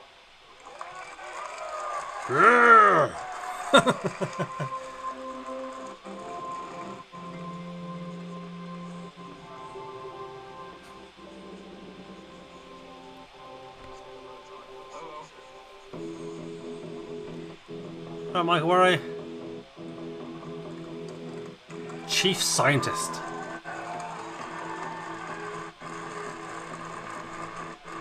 Looks like a scientist. Wow. You know, every year when Connect rolls around and I get up on this stage, I remember once again just how special it is to be here. Because I look out at all of you and what I see is the future. I see a remarkable collection of talented, creative, visionary people, the kernel from which the most important technology of the next 50 years will grow. I can feel the tremendous potential of VR just waiting for us to make it real. And that's why one of my favorite things in the world is talking about the future at Oculus Connect. Today is the 4th time I've had the privilege of giving a Connect keynote. And as I was thinking about what I'd like to share with all of you, I realized that this was the perfect opportunity to look back at what I've said about the future and see whether it still holds up. So let's take a stroll down memory lane. At the first Oculus Connect, I told you that VR was going to change the world. Although we're not there yet, I'm more certain than ever that that will happen. VR and AR, which, as I'll discuss later, will soon start to converge, are together going to replace personal computers and mobile as the primary ways humans interact with information and with each other. At OC2, I talked about how these are the good old days, because we're VR pioneers creating the future, a rare privilege that is all too often only appreciated in retrospect. And I talked about the key technology areas that would have to come together to take VR to the next level. 3 years later, I'm even more confident about all that. In my opinion, these are absolutely still the good old days, and they're actually going to get even better. Not only are we still creating the future, but over the next few years, we're going to see the rate of change accelerate sharply, and the future we're creating is going to be brighter than I predicted. As for the key technology areas, at OC3 I made specific predictions about where they would be in 5 years, and that's what most of today will be about. And yes, in case you're wondering, I do wear a blue shirt every day. Same trousers, same everything. It does not pay a profit to be too specific. Overall, my 2-year predictions are looking pretty good, but I was perhaps a little more specific than I should have been. Not about the technologies themselves, but about their timing. I think most of what I talked about will be in consumers' hands a year later than I thought, 4 years from now, rather than 3. But apart from that, not only are the predictions still on track, it's actually starting to look like I underestimated in some areas. I'll review my predictions in detail and update them a little later, but before I dive into that, I'd like to talk a bit about creating the future, starting with a quick story. As I described at OC3, back in 1995, John Carmack asked me for a second time to join him at id to write Quake, and this time I was ready to make the move. However, I'd never been to Texas, and I'd never met anyone else from id, so I took a trip down to Dallas to check things out. At some point during that trip, John and I went to Tia's Tex-Mex for lunch. By that point, I decided to take the job, but I was not all that confident about my ability to do what John expected me to do. I had just climbed a mountain in shipping Windows NT, and Quake looked to be a much higher mountain, with no one but the two of us to write the code, and I was wondering if I would be able to hold up my end of the work. And actually, while it's not part of this particular story, feedback was not one of its strengths, so I kept wondering whether I was living up to John's standards for a full 6 months after I started. If you've ever seen the movie The Princess Bride, there's a bit about Wesley being captured by the dread pirate Roberts, who initially spares him, but who tells him every night, "Good night, Wesley, good work, sleep well, I'll most likely kill you in the morning." Every evening, as I drove home, I felt like John would most likely fire me in the morning. Then one day, out of the blue, he said, "Everybody's happy with the work you're doing." What I didn't say then, but definitely thought, was that it was nice to finally know that I didn't walk away from all those Microsoft options and drag my family halfway across the country for nothing. Happily, in the end, working on Quake turned out to be one of the best experiences of my life. Anyway, after lunch, as I walked out to the car with John, I got goosebumps watching that trailer which showed nothing. in an unfamiliar area, I wonder if I'm actually capable of doing something that hard. He's easily pleased. He'd say something This was great for his wife. Reassuring. John turned to me and said, "I never wonder that."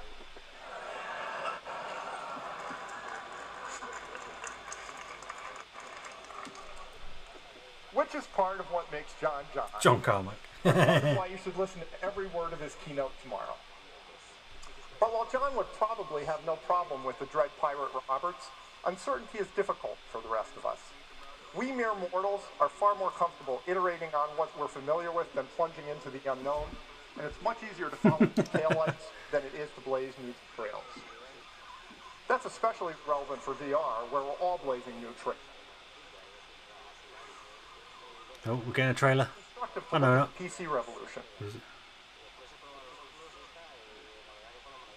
Which is the closest analogy to what we're collectively doing with VR. PCs and their mobile descendants are the core of the first great wave of human-oriented computing, the greatest change in how we live in nearly a century. That wave came together in the 70s at the Xerox Palo Alto Research Center, where a team of researchers took on the mission to create the office of the future and invented the laser printer, developed Ethernet, refined the mouse and developed the bitmap windowing interface, wrote the first WYSIWYG word processor, even coined the term object-oriented, and then put all that together to build the first personal computer, the Alto. Steve Jobs negotiated 2 visits to see the super-secret Alto in 1979. Here's what he said about that years later. And within 10 minutes, it was obvious to me that all computers would work like this someday. It was obvious. Everyone just waving it to them. You could argue about how many years it would take. You could argue about who the winners and losers might be. You couldn't argue about the inevitability. It was so obvious. Yeah, they didn't say anything, yeah, they? Macintosh and Windows spread the technology parts. I assume they're not. Developers built the software we use today on that foundation.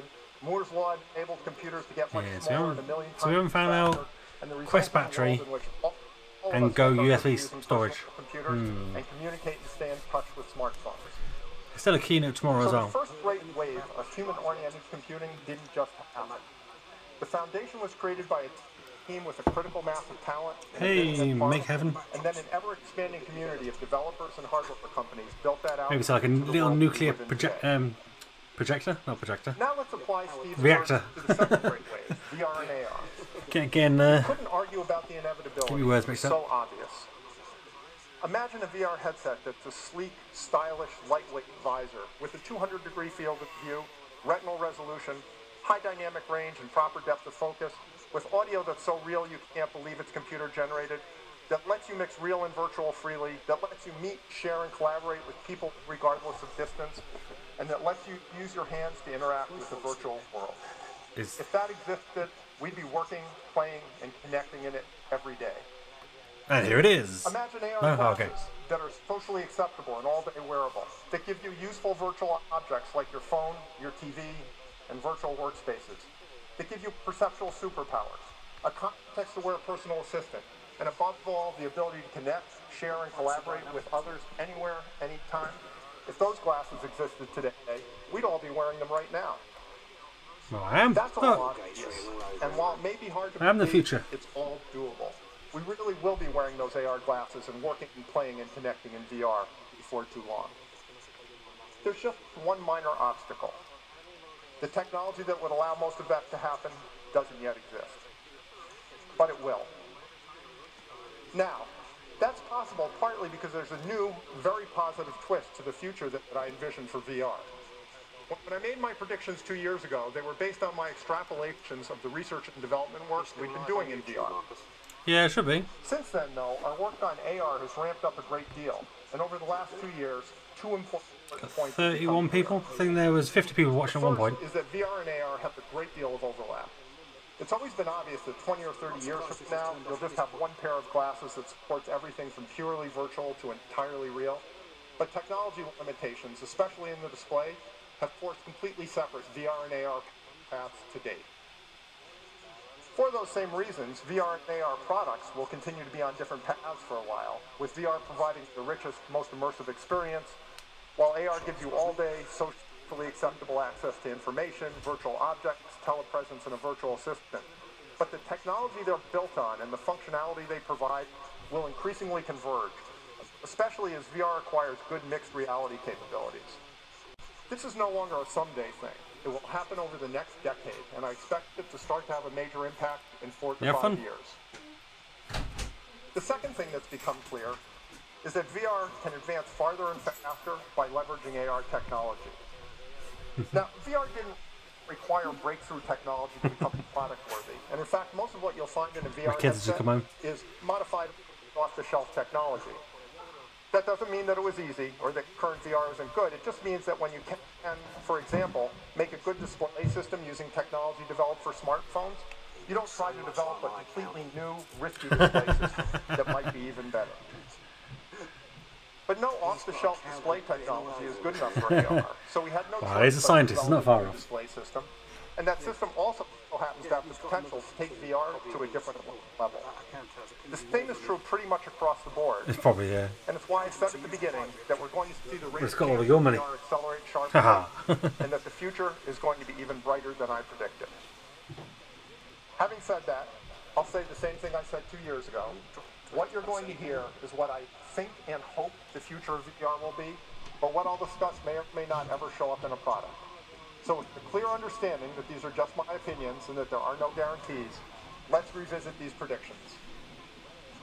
Here are the areas I made predictions. Can't have conversations yet, Oliver. Let's look at each of them in turn. Trying to just go through this. Displays. We can't chat. We're visual we can chat later. And display is the most prominent part of the VR experience. Here's what I predicted for 2021. 4K by 4K panel resolution, 30 pixels per degree, a 140-degree field of view, and variable depth of focus. Yep. That's actually only 3 predictions because pixels per degree is a function of total resolution and field of view. This is a case where I clearly undershot. Many of you no doubt saw the description of the half-dome prototype at F8. Half-dome achieved 2 of my 3 display predictions 3 years early. It has a 140-degree field of view and varifocal depth of focus. And while half-dome has roughly the same resolution as the Rift, 4K panels that would provide 30 pixels per degree over a 140-degree field of view have already been shown publicly, and using one in half-dome would be straightforward. So I'm comfortable saying that I nailed this prediction.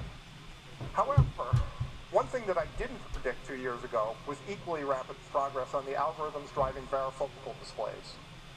Without varifocal, everything appears blurred when you look at a nearby object, such as this robot's hand, an unnatural condition that is obviously not an ideal visual experience. With varifocal, both near and far objects always appear sharp. This is also an unnatural condition that, while better, is still not an ideal visual experience. Fixing this requires rendering depth of field blur that varies depending on where you're looking, which is very challenging to do in a physically accurate manner. However, we've made significant progress on solving this problem with deep focus, an AI-driven renderer that can reproduce natural gaze-contingent blur in real time. Here's correct blur when looking at the robot's hand. Notice that the hand is sharp, while the background is properly blurry. And here's the correct blur when looking at the far wall. In the coming months, we'll be publishing our deep focus research and making the trained networks freely available to experiment with and build upon. So half-dome and deep focus are very cool, but that's just the start for optics and displays, which is the poster child for how progress is accelerating. There are actually 2 ways in which we're already moving past half-dome, and both of them have tremendous potential. One of these is a technology known as pancake lenses. Pancake lenses have been around for decades, but are only now becoming truly practical. They use polarization-based reflection to fold the optic path into a very small space, which results in several advantages over the Fresnels that are currently used. For one thing, they enable much sharper images, allowing full benefit from higher resolution panels. Given the right panels, they could potentially reach retinal resolution. They can also support ultra-wide fields of view, all the way out to somewhere around 200 degrees. Finally, they enable much more compact headset form factors. That all makes Pancake Lenses very appealing, but I should note one limitation. You can get either a very wide field of view or a very compact headset with Pancake Lenses, but not both at the same time. So Pancake headsets may be optimized for form factor and comfort rather than field of view, but if so, it's that will be getting quieter in here. They could have had an ultra-wide field of view instead. I'm not making any predictions about whether or when Pancake Lenses will ship, but they make it obvious. Everyone's headsets have run out of battery. Ramped up from what I anticipated 2 years ago. They didn't fully charge and we ain't going to make it. Remarkably, though, the long-term display technology slope is actually steepening even more thanks to AR technology. That comes in the form of waveguides, where light is injected into a thin glass plate and bounces down it, getting deflected out towards the eye a bit at a time as it bounces along. Waveguides are only a few millimeters thick, so it's possible to make extremely slim, light displays with them. There are no inherent resolution limitations, and they could potentially extend to any desired field of view in a slim form factor, so it would be possible to build a sunglasses-like waveguide visor with retinal resolution. Here's a concept drawing, which I want to emphasize is not an actual prototype of what a waveguide VR headset could look like. Yeah, I suppose what. So while something like that is still years in the future, it's so compelling that I expect it to eventually happen. So for display, not only have my predictions already come true, but I'm more excited about the future than ever. Next, we come to graphics. Here, my prediction involves foveated rendering, where rendering resolution varies across the screen to match that of the retina. Here's what might actually be rendered as the eye moves around the scene. The white square shows where the eye is looking. As you can see, detail falls off sharply away from the foveal area, and most of the scene is rendered very coarsely, saving a great deal of rendering work. This sparse rendering can then be upsampled into a normal full-resolution frame buffer that is perceptually indistinguishable from a full-resolution render when viewed in a VR headset. My prediction was that foveated rendering would be used to decrease the rendering load by an order of magnitude. I think that prediction will hold up, but what I didn't anticipate was how the missing pixels would be filled in. A new and very promising approach is to use deep learning to fill in the details. The generated pixels won't be exactly right, but because they're away from the fovea, that doesn't matter. What's important is that it will look right to your peripheral vision. Let's look at an example. Here's a full resolution image. Now, here's that same image with 95% of the pixels removed in a pattern that matches the distribution of resolution across the retina, assuming that the viewer is looking at the white square near the lower right. Now let's use deep learning to fill in the missing pixels. Not exactly right, of course. A lot of detail is lost as you move away from the white square, especially if you look at the mountains and fields at the left side of the screen. Here, let's do a blink comparison to make that clearer. Here's the original, and here's the deep learning reconstruction. But those differences would be indistinguishable from the original image when looking directly at the white square in a VR headset. And the reconstructed version requires rendering only 1/20th as many pixels as full resolution. Here's a deep learning approach applied to the sparse rendering we saw in the earlier video. If you look closely, you can see that there's fine detail only around the white square, but again, this would look exactly right to someone whose eyes are following the square. There's still a lot of work to do here, but I'm comfortable sticking with a prediction of foveated rendering within 4 years. Oh wow, it's going to take that long. The other... Kind of feels like that's kind of sooner. The other major challenge with foveated rendering was the requirement for eye tracking. 2 years ago, I predicted we'd have great eye tracking, but I thought it was a significant risk. It's still a risk, but I'm more comfortable than I was 2 years ago in saying highly reliable eye tracking will be here within 4 years.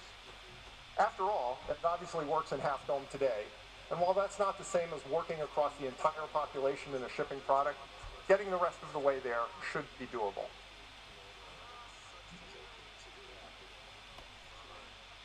Oh, paused. Nice, but not particularly significant. Yeah, kind of like a better form of stereo. And I might have agreed with you until recently. But a few weeks ago, I had my first demo with my own personalized HRT test. I put on special open-ear headphones and sat down in front of a table that had a cassette player on it. A researcher put a cassette in and turned the player on, and music started playing. She picked up the player and moved it around me, and I listened as it happened, wondering what the point of this was. I was asked to close my eyes and point to the player, and I did it successfully about a dozen times. Then she put it down and popped out the cassette, and the music kept playing. It took me a minute to understand that the player had never made any noise. The sound was entirely from the headphones, but spatialized perfectly as the player moved. What? Even once I understood that, it was so convincing that I had to lift the headphones away from my ears to prove to myself that they were really the source of the music. It was like no computer-generated audio I've ever heard. So it wasn't before, putting out any sound, but it was affecting how the sound was played from his headset. That's pretty cool. That's no different to kind of like surround sound stuff today, surely. You can kind of make up that sound and feel, surely. VR experience, especially paired with great visuals for multimodal impacts. However, they're also one of the riskier of my predictions. Obviously, they're currently doable, but the challenge is to make the process of generating them a lot easier. My HRTF was the result of a 30-minute scan of my ears, followed by a lengthy simulation, which definitely doesn't qualify as consumer-friendly. I'll stand by this prediction, but I acknowledge that it may take longer than I thought. For interaction, by which I mean the ways in which we make selections and perform actions in the virtual world, my prediction was that we'd have good hand tracking and gesture-based control of simple interfaces, with touch continuing to be the preferred mode for sophisticated interactions, and I'll stick with that. You left, Troy. So this guy is the modern Nostradamus. You talk about me, Robert, or the guy on stage? Touch-style controllers was the ability to use your hands directly, complete with haptics, to interact with objects in the virtual world, and that I didn't think that would happen in the next 5 years, that in fact it wasn't even on the distant horizon. I still don't think it will happen in the next 4 years, but something interesting may in fact be on the distant horizon. This is definitely a deep research problem right now, but here's a video of one experiment. That's so different from your proper hands. Yeah.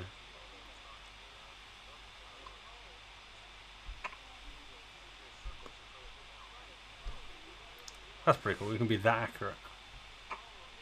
Yeah. Yeah, it's clever, isn't it? But look at the glove though. Like the glove's got like little points all over it. 6 sensors. It's cool though.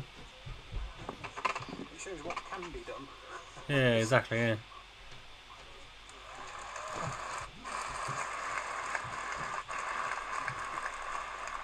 I predict the first time you get to use your hands with haptics in VR will be as much of a revelation as the first time. Yeah, imagine being able to feel stuff, like in Ready Player One. When you pick something up, you can feel it in your fingers. I believe that feedback loop from motor control to haptics can be equally powerful. Pretty awesome.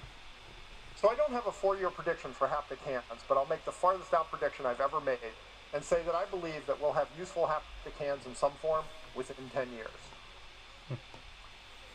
For ergonomics, my primary prediction was untethered headsets, but I also predicted greater comfort overall. Enjoy it when we're retired. This is an area in which the AR-VR connections really shine. The reason is that, in my opinion, in order to be successful, AR glasses have to be socially acceptable, weigh no more than about 70 grams, and dissipate no more than roughly 500 milliwatts on your head. Compared to that, VR ergonomics are a piece of cake.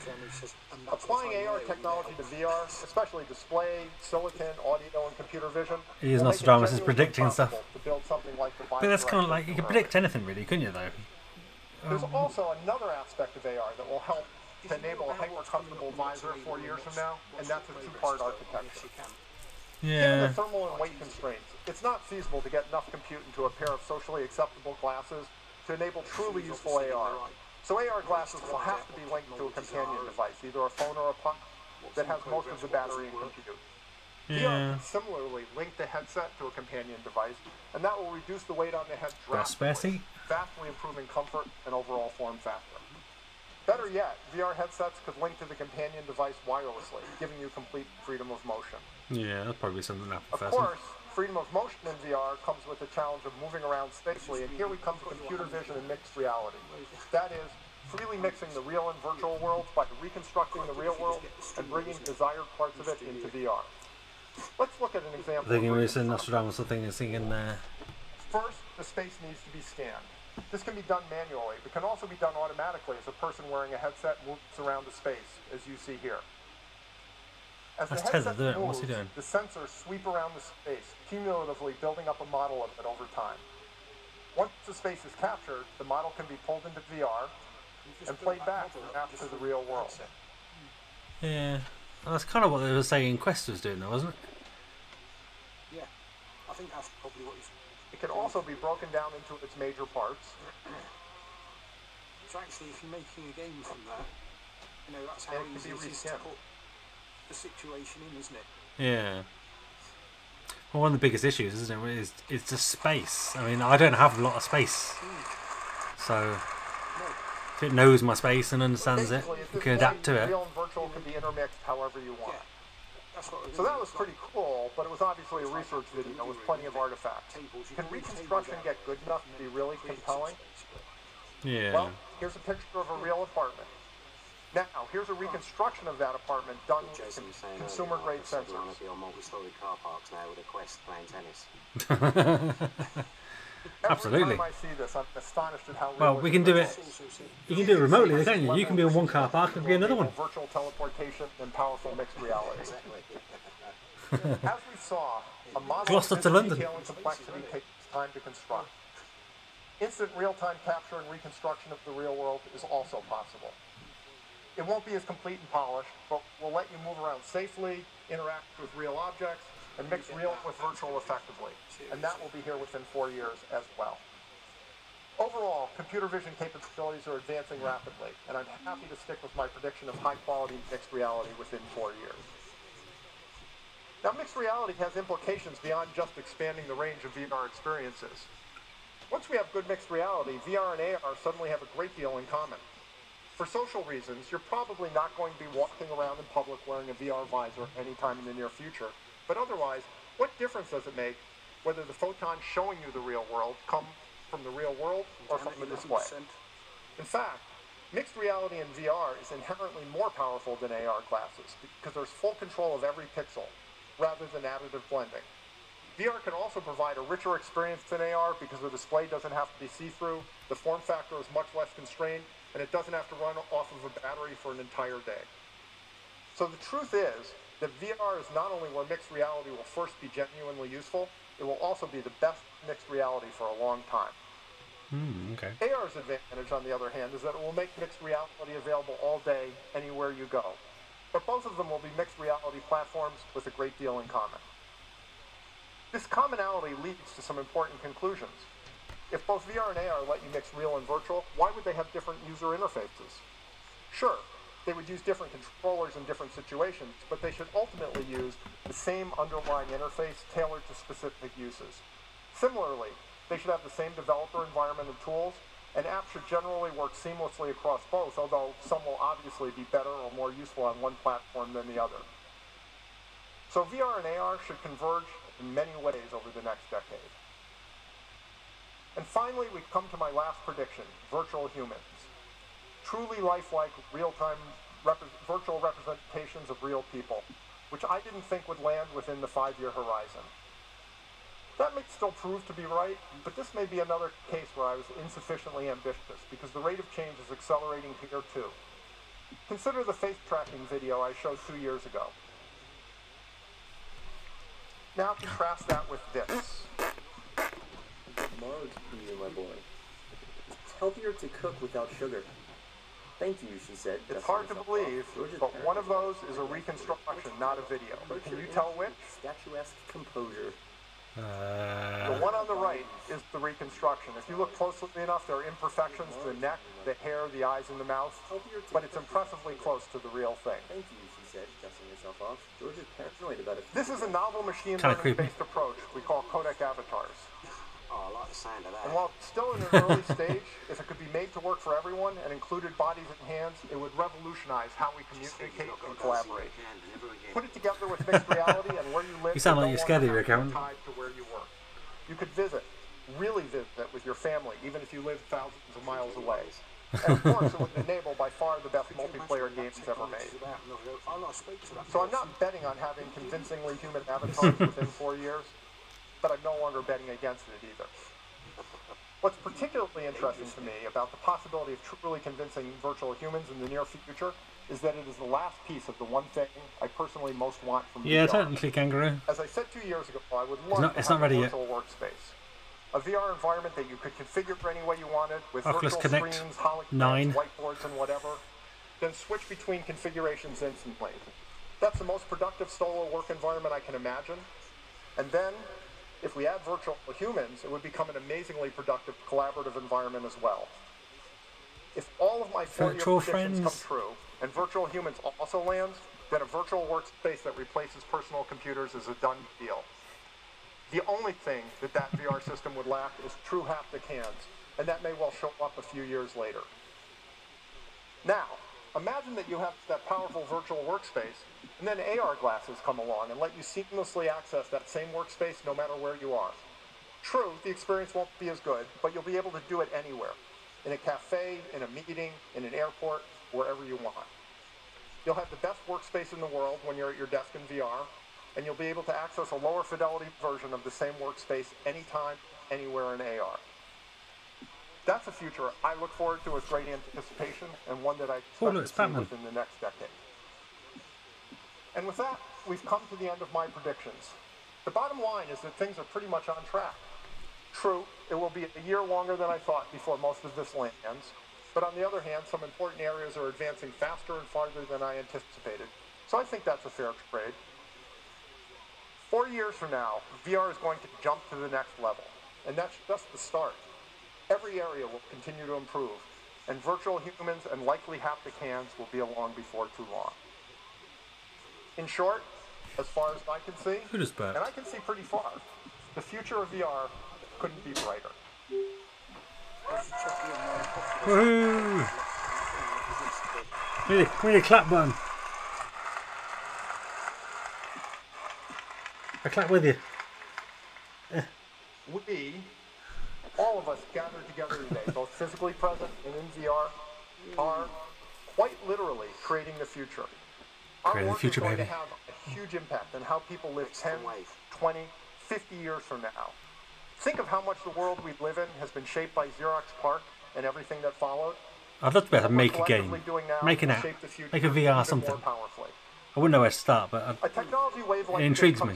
Only once every few decades, and we are all I ain't got enough time to try it either, but you know. Be here for the beginning of this one. We're positioned to connect the world in ways far beyond anything that's ever existed before, and to make people more productive and their lives more fun while we're at it. Years from now, I promise you, we'll all look back on this as a golden time. A time when we literally made the future together. Thank you. Oh.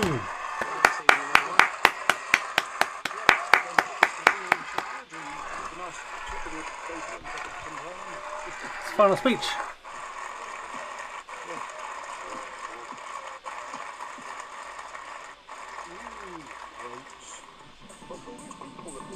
Thank you for joining us at today's Was that the end? keynote. Ah. The show floor is now open. Oh, quick, let's go to the show floor, quick. Let's get the tennis court, quick. Let's go.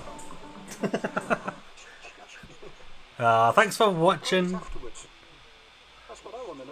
It's got, what is this, Onwards Qualifiers or something? That's another event, isn't it? If you click there, what happens? I go to the website. Resuming party audio again. Ah, back in party again now. People. Parties. Alright, that was good, people. What do we think about Oculus Connect 5? We didn't get an answer to how much battery the what sort of battery power the Quest has.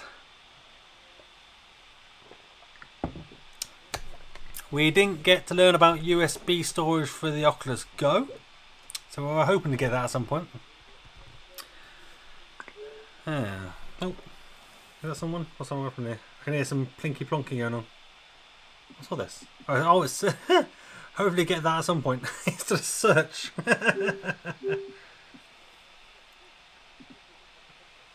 Okay, stop searching. Still got 35% battery. I've had it plugged in this entire time. So what do you think? Ah, you're alright, Troy. I tried to wave at people I could. People kept spotting me, and I could hear my name being shouted out and stuff. So people obviously knew, quite nicely knew who I was. But yeah, no. Yeah, it didn't say what chipset, did it? Yeah, it didn't say whether it was a 35 or a 45, an 835 or 845. But yeah, the price is good. I mean, 400 quid, which is the same price as a Rift, but you don't need a PC.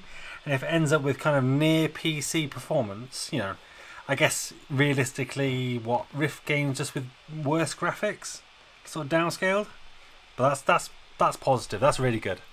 I think most people kind of expecting 600 quid at least, because you're thinking, you know, Rift without PC. You know, how can that be any less than 600 quid? Especially when you've got headsets out there like the Vive Focus. What's that? That's 700 quid, isn't it? That's quite expensive.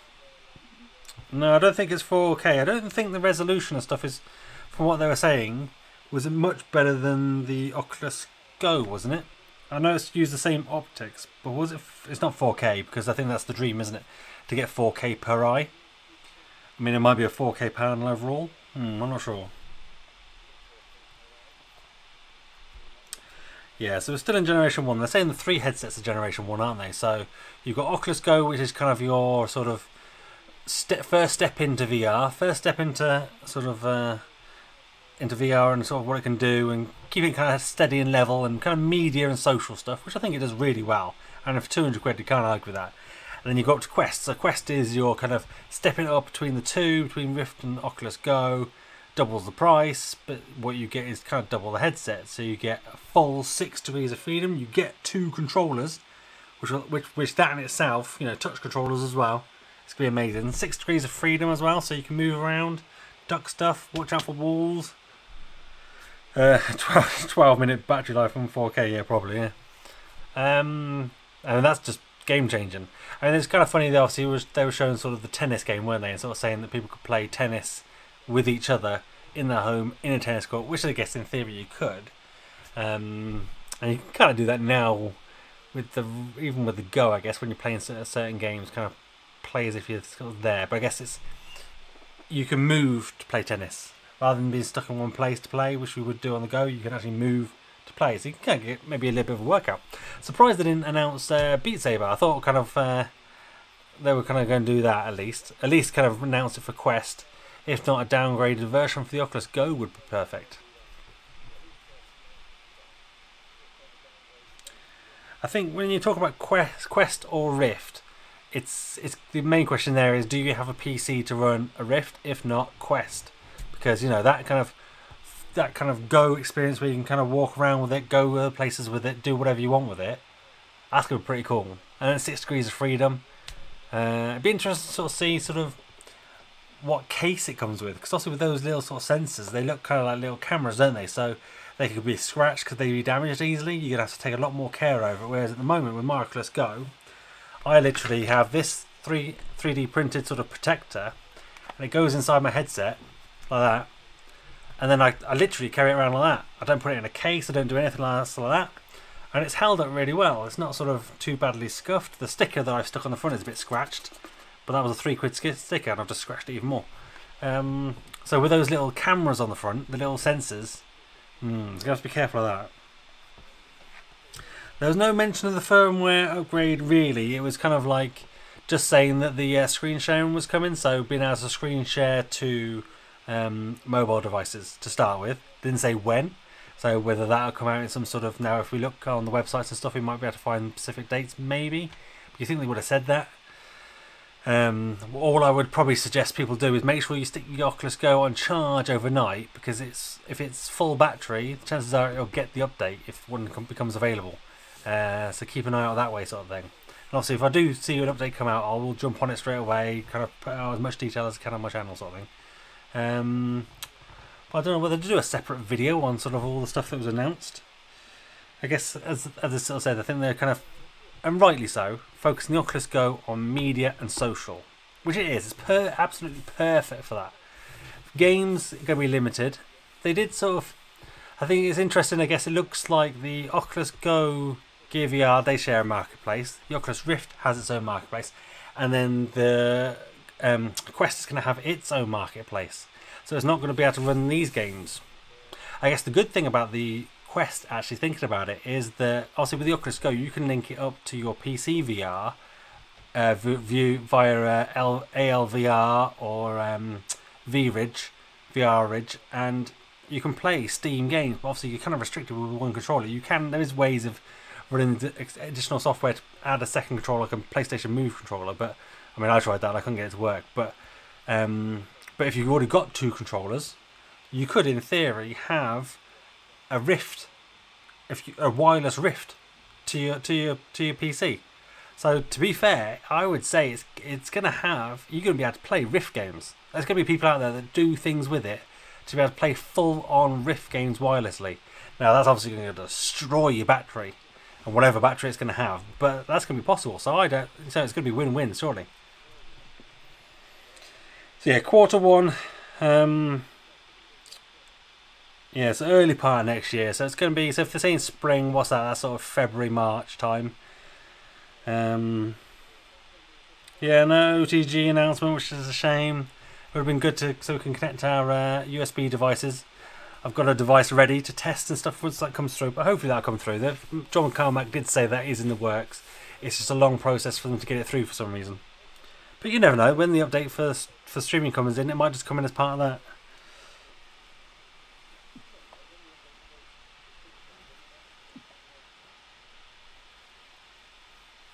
I believe YouTube VR must be coming soon, because maybe it'll come tomorrow with the new releases that are coming out. Because new releases tend to come out on a Thursday, and surely it's pretty much a port of the Gear VR version, and just bring it to the Oculus Go. So that's got to be coming tomorrow, surely. It's got to be coming. But obviously, once again, I will cover the latest releases, and people do keep asking when I'm going to give the next headset away, and that will be the new Veer TV headset. That'll be announced tomorrow. So yeah, so it's the same as the Go, just it's the Go on steroids. It's like if the Go and the Rift made a baby, you get the Quest, which I think is a nice compromise. Because I love the Go. It's I've got an Oculus Rift, sits in a box down there. I've got to set it up, get the sensors out, sort it all out, whatever. And my kids are always going, "Oh, I want to play a Beat Saber." And I'm just like, it's going to take me 15-20 minutes to set it all up. That's why I like the Go, because it's literally like I just leave it on the side. Something takes my fancy. On my head, and that's kind of what's kind of encouraged me to do YouTube videos and stuff, because it's just been so convenient to do, being into VR and whatever. Oculus Rift has been a bit of a pain, so it's been good to have the headset. They didn't say anything about Minecraft, unfortunately. British Yankee. Hopefully they should do though, because once again that's on Oculus. No, once again that's on Gear VR, so it can't be that hard surely to bring it over. But I don't think Minecraft is as big an announcement as it ever used to be, so I don't think they would necessarily kind of go, "Ooh, Minecraft is here." I mean, I think they'll just release it. Yeah. Yeah, I think you're probably right about PBC probably showing up after PSVR, because there's only one dev team. They're not a big team. They've got to work on it and kind of bring it all across, sort of thing. What else we got on here? What are the questions you got? Let's have a chat about it. Oculus Go with an OTG steering wheel. I think somebody said a steering wheel worked. I don't have a steering wheel to try, but I'm sure somebody said a steering wheel worked.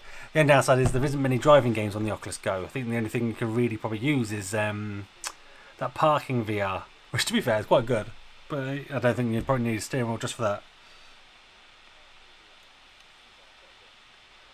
Hope Medium is going to work with Quest. I'm not sure what that means. No Rift 2, no. So it sounds like they've almost set the playing field for the 3 different headsets to cover sort of 3 different demographics. Getting 10 million people invested in each of them. Obviously, because what you want to do, you want to get these into people's hands, which is probably why the Quest is so kind of competitively priced almost. It's just to get them in people's hands. That's why they came out with the Oculus Go. Just get VR out there, get people introduced into it. Because at the moment, we're in the minority. We're a small group of gamers and VR enthusiasts, and we're still sort of a small sort of community in the kind of grand scheme of things. If you compare it to Xbox or PlayStation, whatever, they just just outnumber us.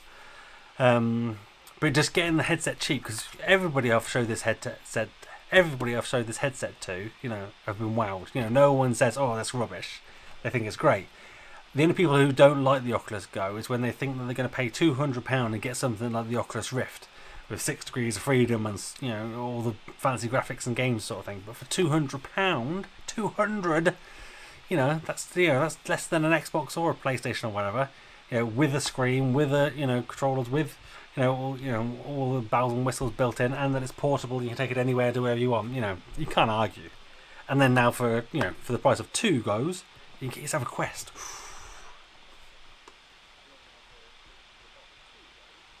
They didn't announce when casting will be available. Hopefully they will. If I do learn anything, I'll put it on my Twitter, and I'll post it here on my YouTube channel and stuff.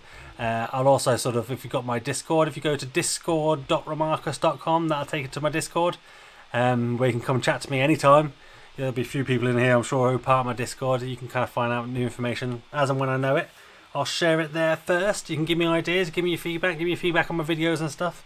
It'll be interesting to know. It's probably making you sick looking at these dogs, isn't it? Should I put that down like that? There you go. You can just look at the home screen. There you go.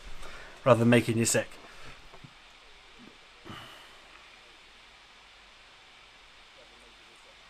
Medium's a sculpting program. They didn't announce anything. The only kind of, I don't think we've got any proper sculpting programs, have we? We've got a few sort of canvas kind of painting type things, but nothing sculpting wise. Although it did look quite cool having that. There was that program where they're sort of talking about, you know, people working on 3D objects and stuff in VR, which has always been the dream, isn't it? Which is something really cool. And if obviously they're bringing that out for the Oculus Rift, and you use AR VR, can you then just use an Oculus Go? Probably. You know, why not?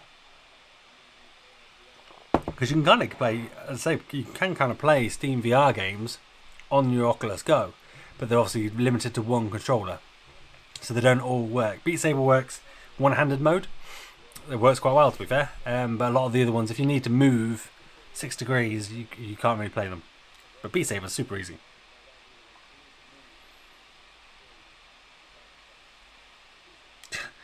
God, Quest gets Skyrim VR. See, to be fair, why not? I guess why not scale it back and release it? But they're releasing Skyrim on pretty much every other headset that's ever, or any other platform. You know, Switch, your refrigerator, your shoebox. So why not? Why not the Quest? It'd probably be a quite good little seller. Imagine playing that on the go. Probably quite good. Oh no, it's thinking I'm saying something. Shh. Shh, gosh. Like I couldn't, when I was trying to record something the other day, I think whenever I said Oculus, this bloody search thing kept coming up, saying I was trying to search for things. I couldn't record a certain video because I had to say the word. I had to like cover the microphone and say it, and try to carry on. It's hard to show VR in 2D to someone. It has to be experienced to get it. Everyone I show is amazed. Yeah, I mean, yeah. Absolutely, everyone you show VR to, and I think that's the great thing. That's the great thing with Gear VR was quite good, is that it was accessible, wasn't it? You know, you just had your phone. Everyone had a phone. They stuck it in a headset. You showed them. It wasn't totally immersive, but it was good. You know, it was good enough for people to like start freaking out. You know, you got people like thinking they're gonna fall off a roller coaster or whatever, a cliff or whatever. You know, and it's convincing. You know, if you kind of suspend your disbelief, you can kind of get in there. And then the Go is just the all-in-one package of that, really, isn't it? What? The headset was freaking out then. There you go. I got so many messages on my phone. I'm going to check that out a bit. My watch is buzzing, everything's buzzing. But, good fun. I guess it's a shame I didn't get to go to Oculus Connect, but maybe I will do next year. Maybe if I get enough support from you guys and you watching my videos and stuff, that, you know, I can afford to go, sort of thing. I think it'd be quite good to kind of see that this year we did this and kind of experienced it together, and then next year maybe, you know, maybe we could still experience it together. Maybe there's some way of still doing it, because by then, you know, who knows what will be out. Maybe I can take my Oculus Quest and put it on and put a 360 camera on top of my Oculus Quest and stream it and watch it and watch the chat. Ooh, you know, who knows what will be coming out? Who knows? Kind of, you know, the Go 2, maybe there's something else that come out. I guess that's one of the good things they said, isn't it? That all the games and apps for the current Go would work on a Go 2, and all the current or soon current Quest games will work on the Quest 2 and the Rift 2 and all that sort of stuff. So they work. So each of the ecosystems will scale up, so you're never kind of lost out. Obviously, things have to be built for the specific platform, but the good thing is that Oculus obviously they're doing like events as part of Oculus Go. Cancel that. Cancel. There you go. They're doing like events and stuff, aren't they, to show developers how they can sort of port their Rift games down to Quest. So that'd be great. I mean, I can imagine all those games that are, you know, what did they say, like 11,000 experiences or something? Was that what they said? You know, for like, you know, a couple of thousand of them come over. Awesome. And I guess, I guess they'll probably get charged again for them, whether they'll be sort of cross-play. I mean, I think that'd be ideal. If any of the games did come out on Rift and then they became available on Quest, make them available for free would be good. But then saying that, people have got to make the money for it, so, you know. But I guess charge appropriately. I guess you pay, you know, a few quid for games usually on the Oculus Go. Maybe we're kind of looking at 15, 20 quid a game on the Quest. And then also you're looking at 30, 40 quid for a game on the Rift sort of thing. So, so bear that in mind. Games are going to be more expensive. They're not going to be the cheap sort of mobile type price games that you get on the Go. Well, as people are saying, let's have a look.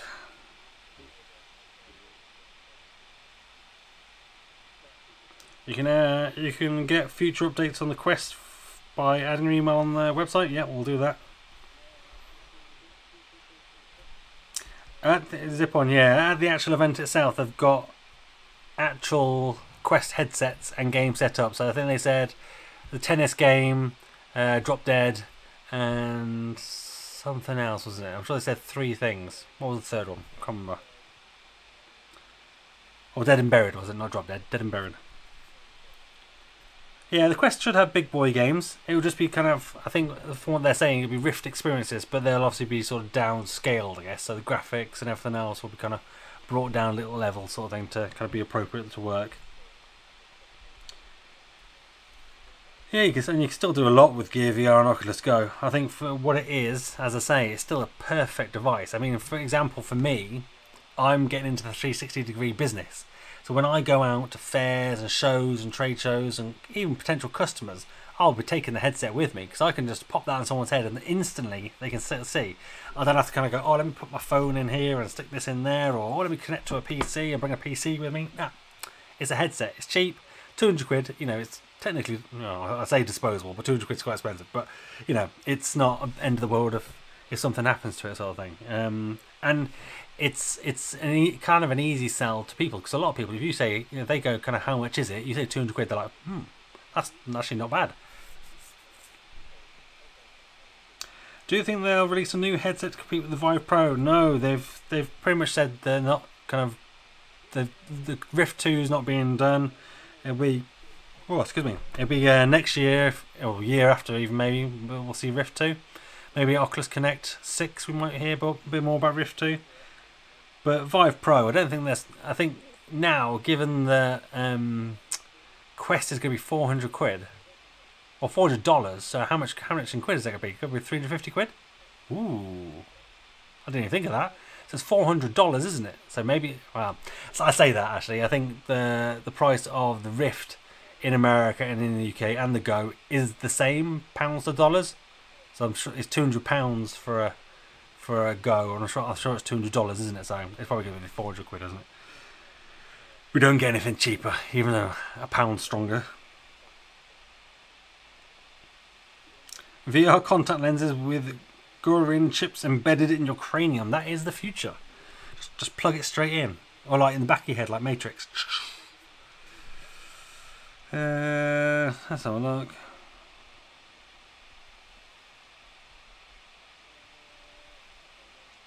I don't think anything's available today. Let's have a little look.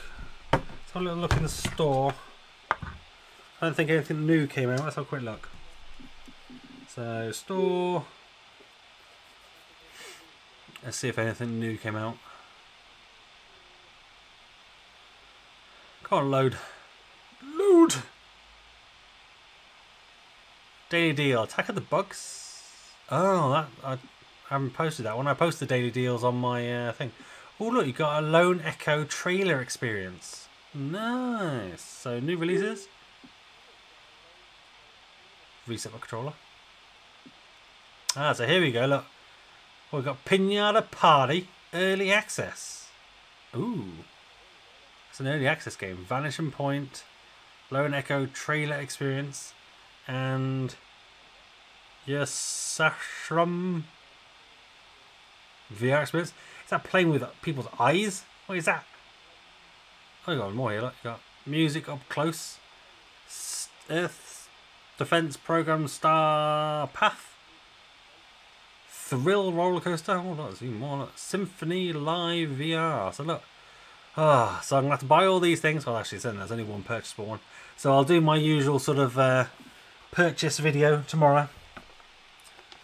I won't do it tonight because Sod's Law, something else will get released. They're also releasing some stuff. So there is some new stuff to check out if you want to go check it out. Also that Lone Echo demo, which is something that they've obviously, which is for Rift. It's not for Oculus Go. But it's nice to kind of think we've got a little bit of it going on. I'll move that up.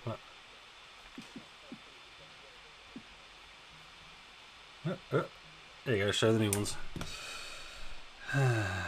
Edward, thank you for the good content. I really enjoyed watching your videos. Kudos to the Ninja Turtles in your background. Oh yeah, I was about to say, what Ninja Turtles? Yeah, the magnets, they came with a loot crate.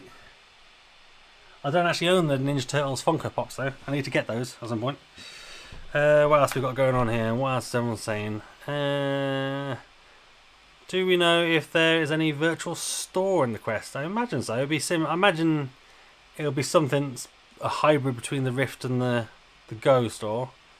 What else are we saying? What do you think of the Oculus Go updates? They only really announced streaming to your phone, coming to your desktop and TVs soon. But we've not had the update yet. So as I say, keep your Oculus Go plugged in, and if an update does drop and your battery's full, you're more likely to get the update nice and quick.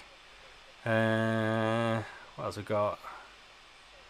Can you explain what this new thing they're releasing is, and what you think you should buy a headset now instead of Oculus releasing anything next year? So the new headset that's been announced is the Oculus Quest. So that's kind of the code name was Santa Cruz. So if you kind of look back on loads of videos, Santa Cruz. So Santa Cruz is like the Oculus Go. It's like a hybrid between the Oculus Go. It's the Oculus Go, so kind of completely free. You're not sort of tethered by wires, but it has 2 controllers and they have 6 degrees of freedom, which means that you can move around and it tracks the controllers in 3D space. So whereas the Oculus Go, your controllers are just kind of like static, and you kind of, it's more like a stuck in space, and you kind of point at stuff. The Quest controllers move around, and that same goes for your head as well. It's got 4 sensors on it that kind of track the controllers and track your environment, so you can actually move and duck and do pretty much Rift type level stuff. It actually said that it had what was called sort of what do they call it, room scale, which means it tracks an entire room and sort of plans it out and sort of knows where stuff is. And multi-room, so you can go room to room in your house and it knows the room and understands the room. And it's going to have Rift level games, Rift sort of experiences, so they probably won't look like Rift games, they'll look slightly downgraded. But they'll say they work on a completely mobile headset, a completely standalone free headset. And I guess it'll have its own mobile app, which the Rift is now getting the access to the mobile app, which is good. Or its own mobile app, I guess. I'm not sure whether it's a new one or a different one. New one or the same one. Yeah, so it's that kind of, it's like the Go on steroids. The Go and the Rift had a baby. That's what you get. So all the good things from both of them really. And then that middle price. Well, I say the middle price. It's the same price as the Rift, but obviously the Rift you need a PC. So that's going to add like £1,000, $1,000 onto your price. So it's kind of 400 quid or $400 bargain. What else? One more question. Should I get the Vive or Rift? I'll be honest with you, Epic Crafters. At the moment, the stuff that Oculus are doing is just so much more exciting, so much more sort of interesting, so much sort of for the consumer it feels, than the Vive is. All the Vive seems to be doing is just making things more and more expensive. which isn't the sort of thing that helps the VR community grow, or the VR sort of game companies grow and everything grow, sort of thing, because it struggles. You know, it's an expensive hobby to get into as it is, and a Vive Pro, I mean, if you can afford it, it's probably a nice headset, but I mean, the Quest sounds like the perfect sweet spot at the moment. I'd probably hold off for the Quest. If I was to buy a headset now, out of all the headsets, the Quest seems like a really, really nice option. Off-topic question, what's your favourite Marvel movie? British Yankee? My favourite Marvel movie? I do like the Avengers films. So Infinity War was great. I bought it the other day on download, so I could watch it anytime, sort of thing. Is that my favourite Marvel? You put me on the spot now. I'm trying to think what the other ones are. Maybe it is. I do like the Avenger ones, just because it's got so many good characters in it. And plus, I was in Edinburgh when they were filming the bit of Infinity War. And it was kind of, ooh, I'm here. I can kind of see stuff. I didn't actually see any famous people, but I was there. And did you see? I was in the trailer. I was in the Oculus Go trailer. Yeah, is that on YouTube? Is it on YouTube? Can I check? I need to check. Let me check on my phone. I'm trying to find a way of checking. If we check the Oculus YouTube channel, see if I'm in the trailer. I was in the trailer for all of 5 seconds. All of 5 seconds. Let's have a look. Oh, there's loads of new trailers on there. Loads of new trailers. Oh no, no, no, lose trailers. That's wrong button I pressed. 17 minutes, 56 minutes. Oculus Rift. No, the trailer's not on there. Where's my face? I was in a video. I was in one of the official videos they showed. The lenses cape are the same as the Oculus Go lenses, so they're exactly the same. The only difference is they have the IPD interpupillary distance sort of slider, so you can kind of make them a bit wider, a bit closer, depending on your own personal eyes. Some people I think have had issues with the Fresnel lenses sort of thing, so you know you can hit that sweet spot now.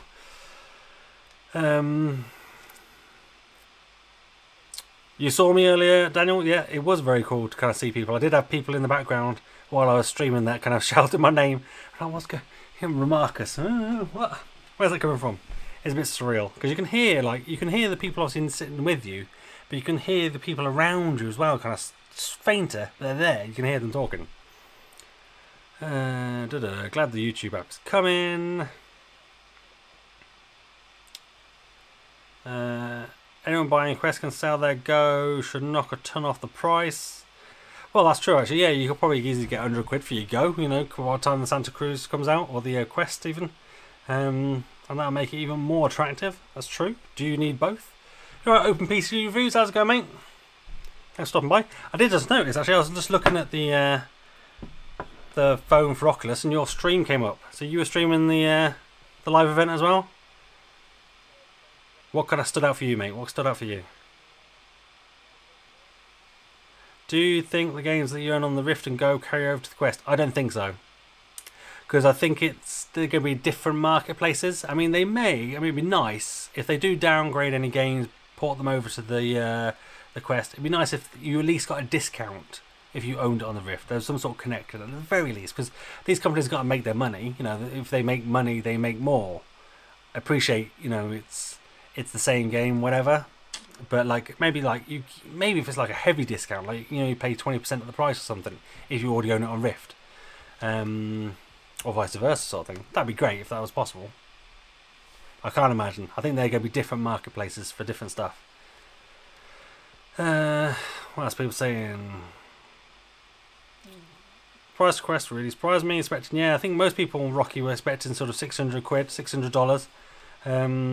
And that seemed reasonable to me, you know, so for it to be 400, absolute bargain. Yeah, they didn't discuss the memory capacity. They didn't discuss whether you could insert memory cards or anything like that. That's something for us to see. Also, the good thing is now we've got lots of VR people that are actually attending the event, so they're going to be all over this. They're going to be hands-on. They can have a proper look at the device. Is there a memory card slot, or, you know, is there a place for interchangeable batteries? That could be quite good if there's like a little sort of slot-in battery. Maybe nice. Probably unlikely, but it'd be quite good. I think it has the same field of view as the Go, doesn't it? Does anyone else's Go headset get really hot? Mine can do, especially when I'm streaming. I've had a few times, like at the moment, it's quite warm. I'm not even using it; it's sat there just looking at that screen, isn't it? But it can do. I mean, I've had a few times where it's kind of got too hot and it's turned itself off. It can happen.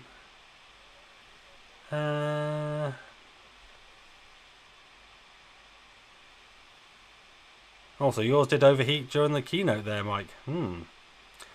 So, anybody else want to sort of ask anything? If you've not subscribed to my channel, I do cover Oculus Go extensively. I do the latest releases, I do various games. I'll be honest, I've got like a dozen probably different games that I've got to review or take a look at where I've got free codes to give away. So not to kind of, you know, force your hand or tempt your hand or con you into kind of subscribing, but I'm going to like stick some stuff in. I've even got an iPad AR game that somebody gave me some codes for. I think it costs like £2 each sort of thing. So I've got some of those to give away. And in that video, I'm going to do a 360-degree video with picture-in-picture. And I'm looking forward to that. It's going to be a bit of fun to do, I think. But so I'm going to be all over this. I'm going to be all over Quest. I'm going to, as soon as the pre-orders open for it, I'm down for one. Hopefully, Oculus. If you not you, Go. Cancel that. Oculus, if you're watching, you know, send me a free one. Send me a free 2, and I'll give one away. That'd be nice. Maybe, you know, I'm kind of building up a bit of a sort of, you know, following here sort of thing. You know, maybe they'll send me an early one so I can kind of do a proper review before it comes out. Because obviously, I'm pretty heavy reviewing Oculus Go stuff, so you know, maybe we don't know, but whatever. But as I say, I will be covering it either way. I'll buy my own version if they don't give me one. Got purple Ronnie on my cup.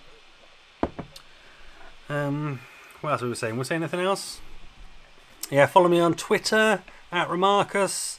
Obviously, subscribe on here. I've got a Patreon if you want to. I don't think anyone's donated to me on Patreon yet, but I do have it. That can continue me doing it. So if you go to patreon.com/Remarcus, that's me. Pretty much anything Remarcus is me. I'm even on Facebook, but I don't hardly use it. But I just literally post my videos on there. So if you go to facebook.com/ I think it's Remarcus VR on there because Remarcus is already taken. There was a girl called Rachel Marcus, and she already had the Remarcus sort of username taken on Facebook. That's not Remarcus. I'm not Rachel Remarcus. Rachel Marcus even. Yeah, Robo Recall, The Climb, Moss, yeah, all coming to Connect. That was it. That's what they've announced, didn't they, officially? Along with 50+ games coming to say Connect, the Quest. Yeah, so it'd be good if they had a discount, especially because if they want to kind of encourage people to buy both, I think it'd be nice. I think people would.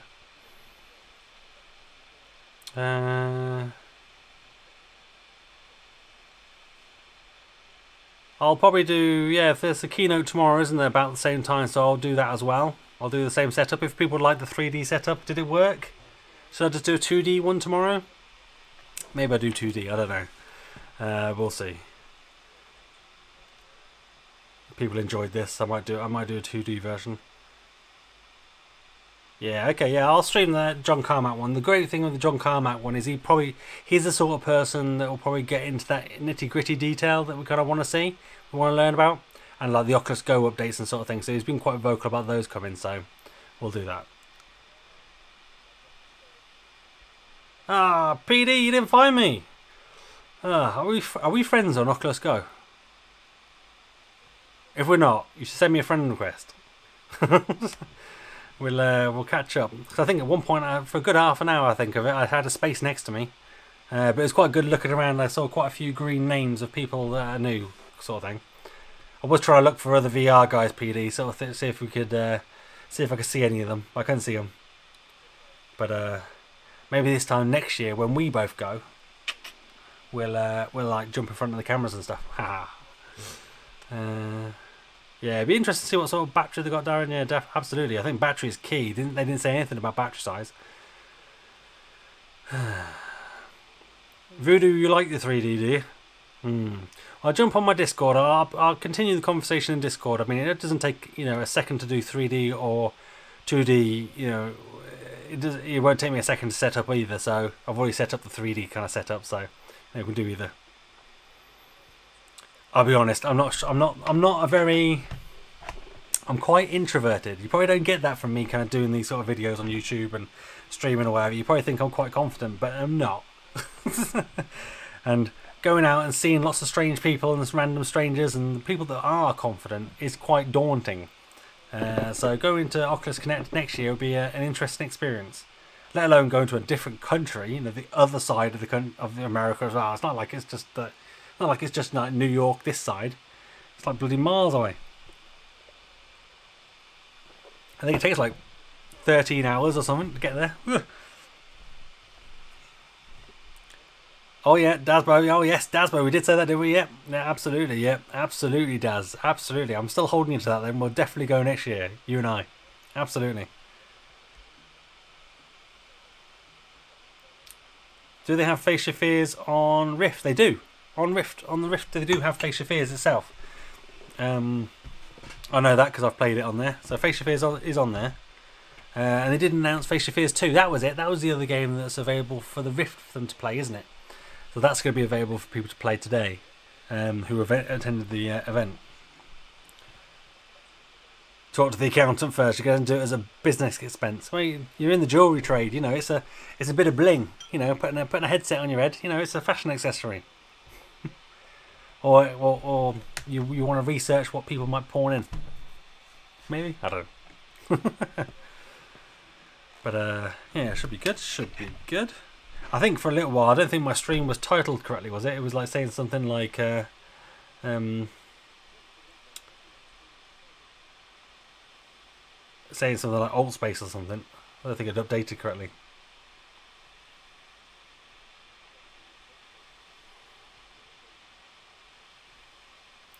Still shows me live. If you search for Oculus Connect. Yeah, baby, this is a long stream, so this is going to be kind of winding down, I guess. It's going to be, what, 2.5 hours long, this stream? Or almost 3 hours. I might as well hanging out for 3 hour stream. Actually, I'm surprised my the Cerium video, that's an hour and 40 minutes long, it's had like 2,500 views, which is a lot for my channel. And I'm massively surprised people have watched it. Now, obviously, they're not watching the whole lot, but I'm surprised people are watching it. Obviously, people were interested, they didn't want to spend the pennies on it, sort of thing. Take a Kucam, no. Although I have ordered the Vuz XR, I'm going to take a chance on that one. I think at 5.7k, it's worth investing in. Yeah, talk to Department of War and Finance. Wife. Well, absolutely. You know, if anybody's still hanging around this time next year, absolutely, let's all go. Yeah, to be fair, Face Your Fears isn't any different on the Rift. It's practically the same game. If anything, I think Paradise is right. PD's right. It's probably the best platform for it because you're not worrying about people getting scared and pulling the bloody cord off or something. You know, and dragging your bloody PC onto the floor. And it's just as he says, yeah, just as good. If not, it's the best version because you can take it anywhere and just scare anybody anytime. Oh, I'm going to turn that around a little bit just make sure it doesn't burn into my screen. You noticed I've got the dog thing on because I kind of thought it was cool that somebody had taken all that effort and all that time to take all those photos to then edit them all. I don't know if that was actually some automated thing or something, but that's pretty cool. I like that. I thought I'd give them credit for that.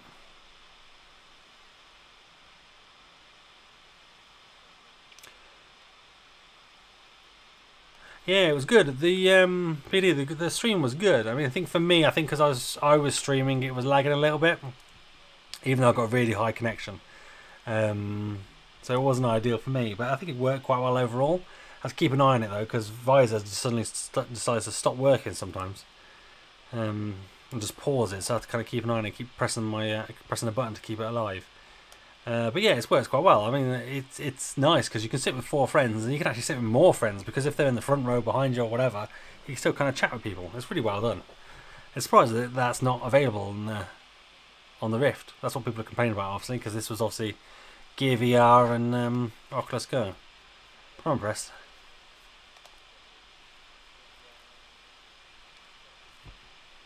So they said spring. Yeah, I mean Voodoo. Yeah, I mean, it's up to you, I guess. Can you wait until what? February, March, before you get it? Could you wait? Yeah. I would say if you can afford it, get it, because you can at least get 100 quid for it come sort of February, March next year, and trade it in, and then you got 100 quid off your Quest, and then you've got a Quest. You know, why not? I guess. I personally, I'd go for the Go if you can afford it. Go for it. And what price? Yeah, it did feel strange. Did you have people recognising you as well, PD? Yeah, it was a bit surreal. People called out my name. I kept hearing my name being whispered. I think some guy was like, "There's Remarcus. He's from YouTube. He's down there. Look, there he is. He's the guy with the beard." Yeah, I don't really have a beard. I just can't bother to shave. It's easier just like once a week, just like get the clippers on it. I can do my head as well. There's no point in trying to rescue that anymore. Oh, there you go. Yeah, a person's fast asleep snoring. That was hilarious. The guy in Oculus venues, you can see him. His avatar was like, he was just snoring. Had to move next to him and mute him.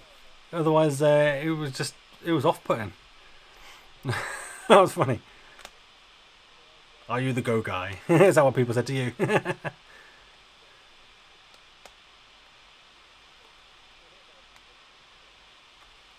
You can afford that way before spring. Yeah, go for it. Go for it. It'd be good. I'm looking forward to all of it. Be good to get one. Yeah, Go might drop. Maybe with the announcements of this, it might sort of naturally drop in price. I don't know. I don't think it officially drop. And I think there's still a big enough difference between 200 quid and 400 quid for people to still just, buy one or the other sort of thing. For maybe not to drop the price officially.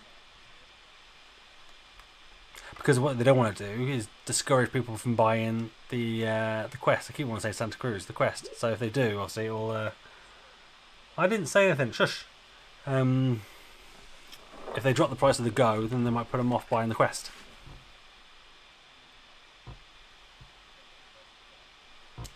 Yeah, so quite good. I think that was a good speech. I don't think we heard everything we wanted to hear, but it's nice to know that it's called the Quest. I'm not sure anybody guessed the name was going to be Quest. I don't think it was the name I thought they were going to do.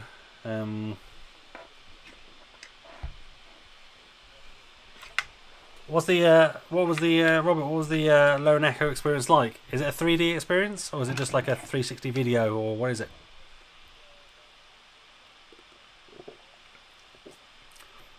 I guess the good thing with that is it's free. It's a free experience, so yeah, go for it, I guess. Oh, there you go, Voodoo. If you're not really a child and you can afford to get both and give the Go to your wife, win-win. Yeah, absolutely win-win. 3D totally cool. That's cool. Okay, well, expect a video tomorrow where I'll go over all the new updates and all the new games and apps and stuff. As I say, I'm going to wait until tomorrow, because quite often apps get released in kind of batches, and Thursday is usually when they release the latest updates. So I'll give it to tomorrow before I do a video. Otherwise, I end up doing 2, because more updates come out. 800 megabytes, nice.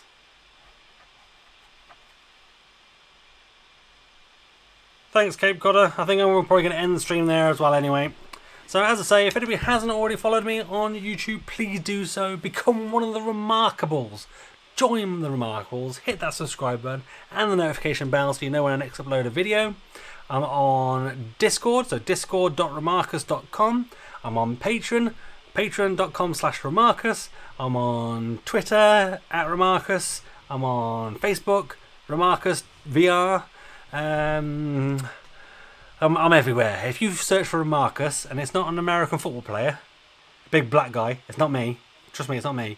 Remarkus is me, and I'm pretty much Remarkus on everything. So if you search for Remarkus, you'll find me. You'll find me everywhere.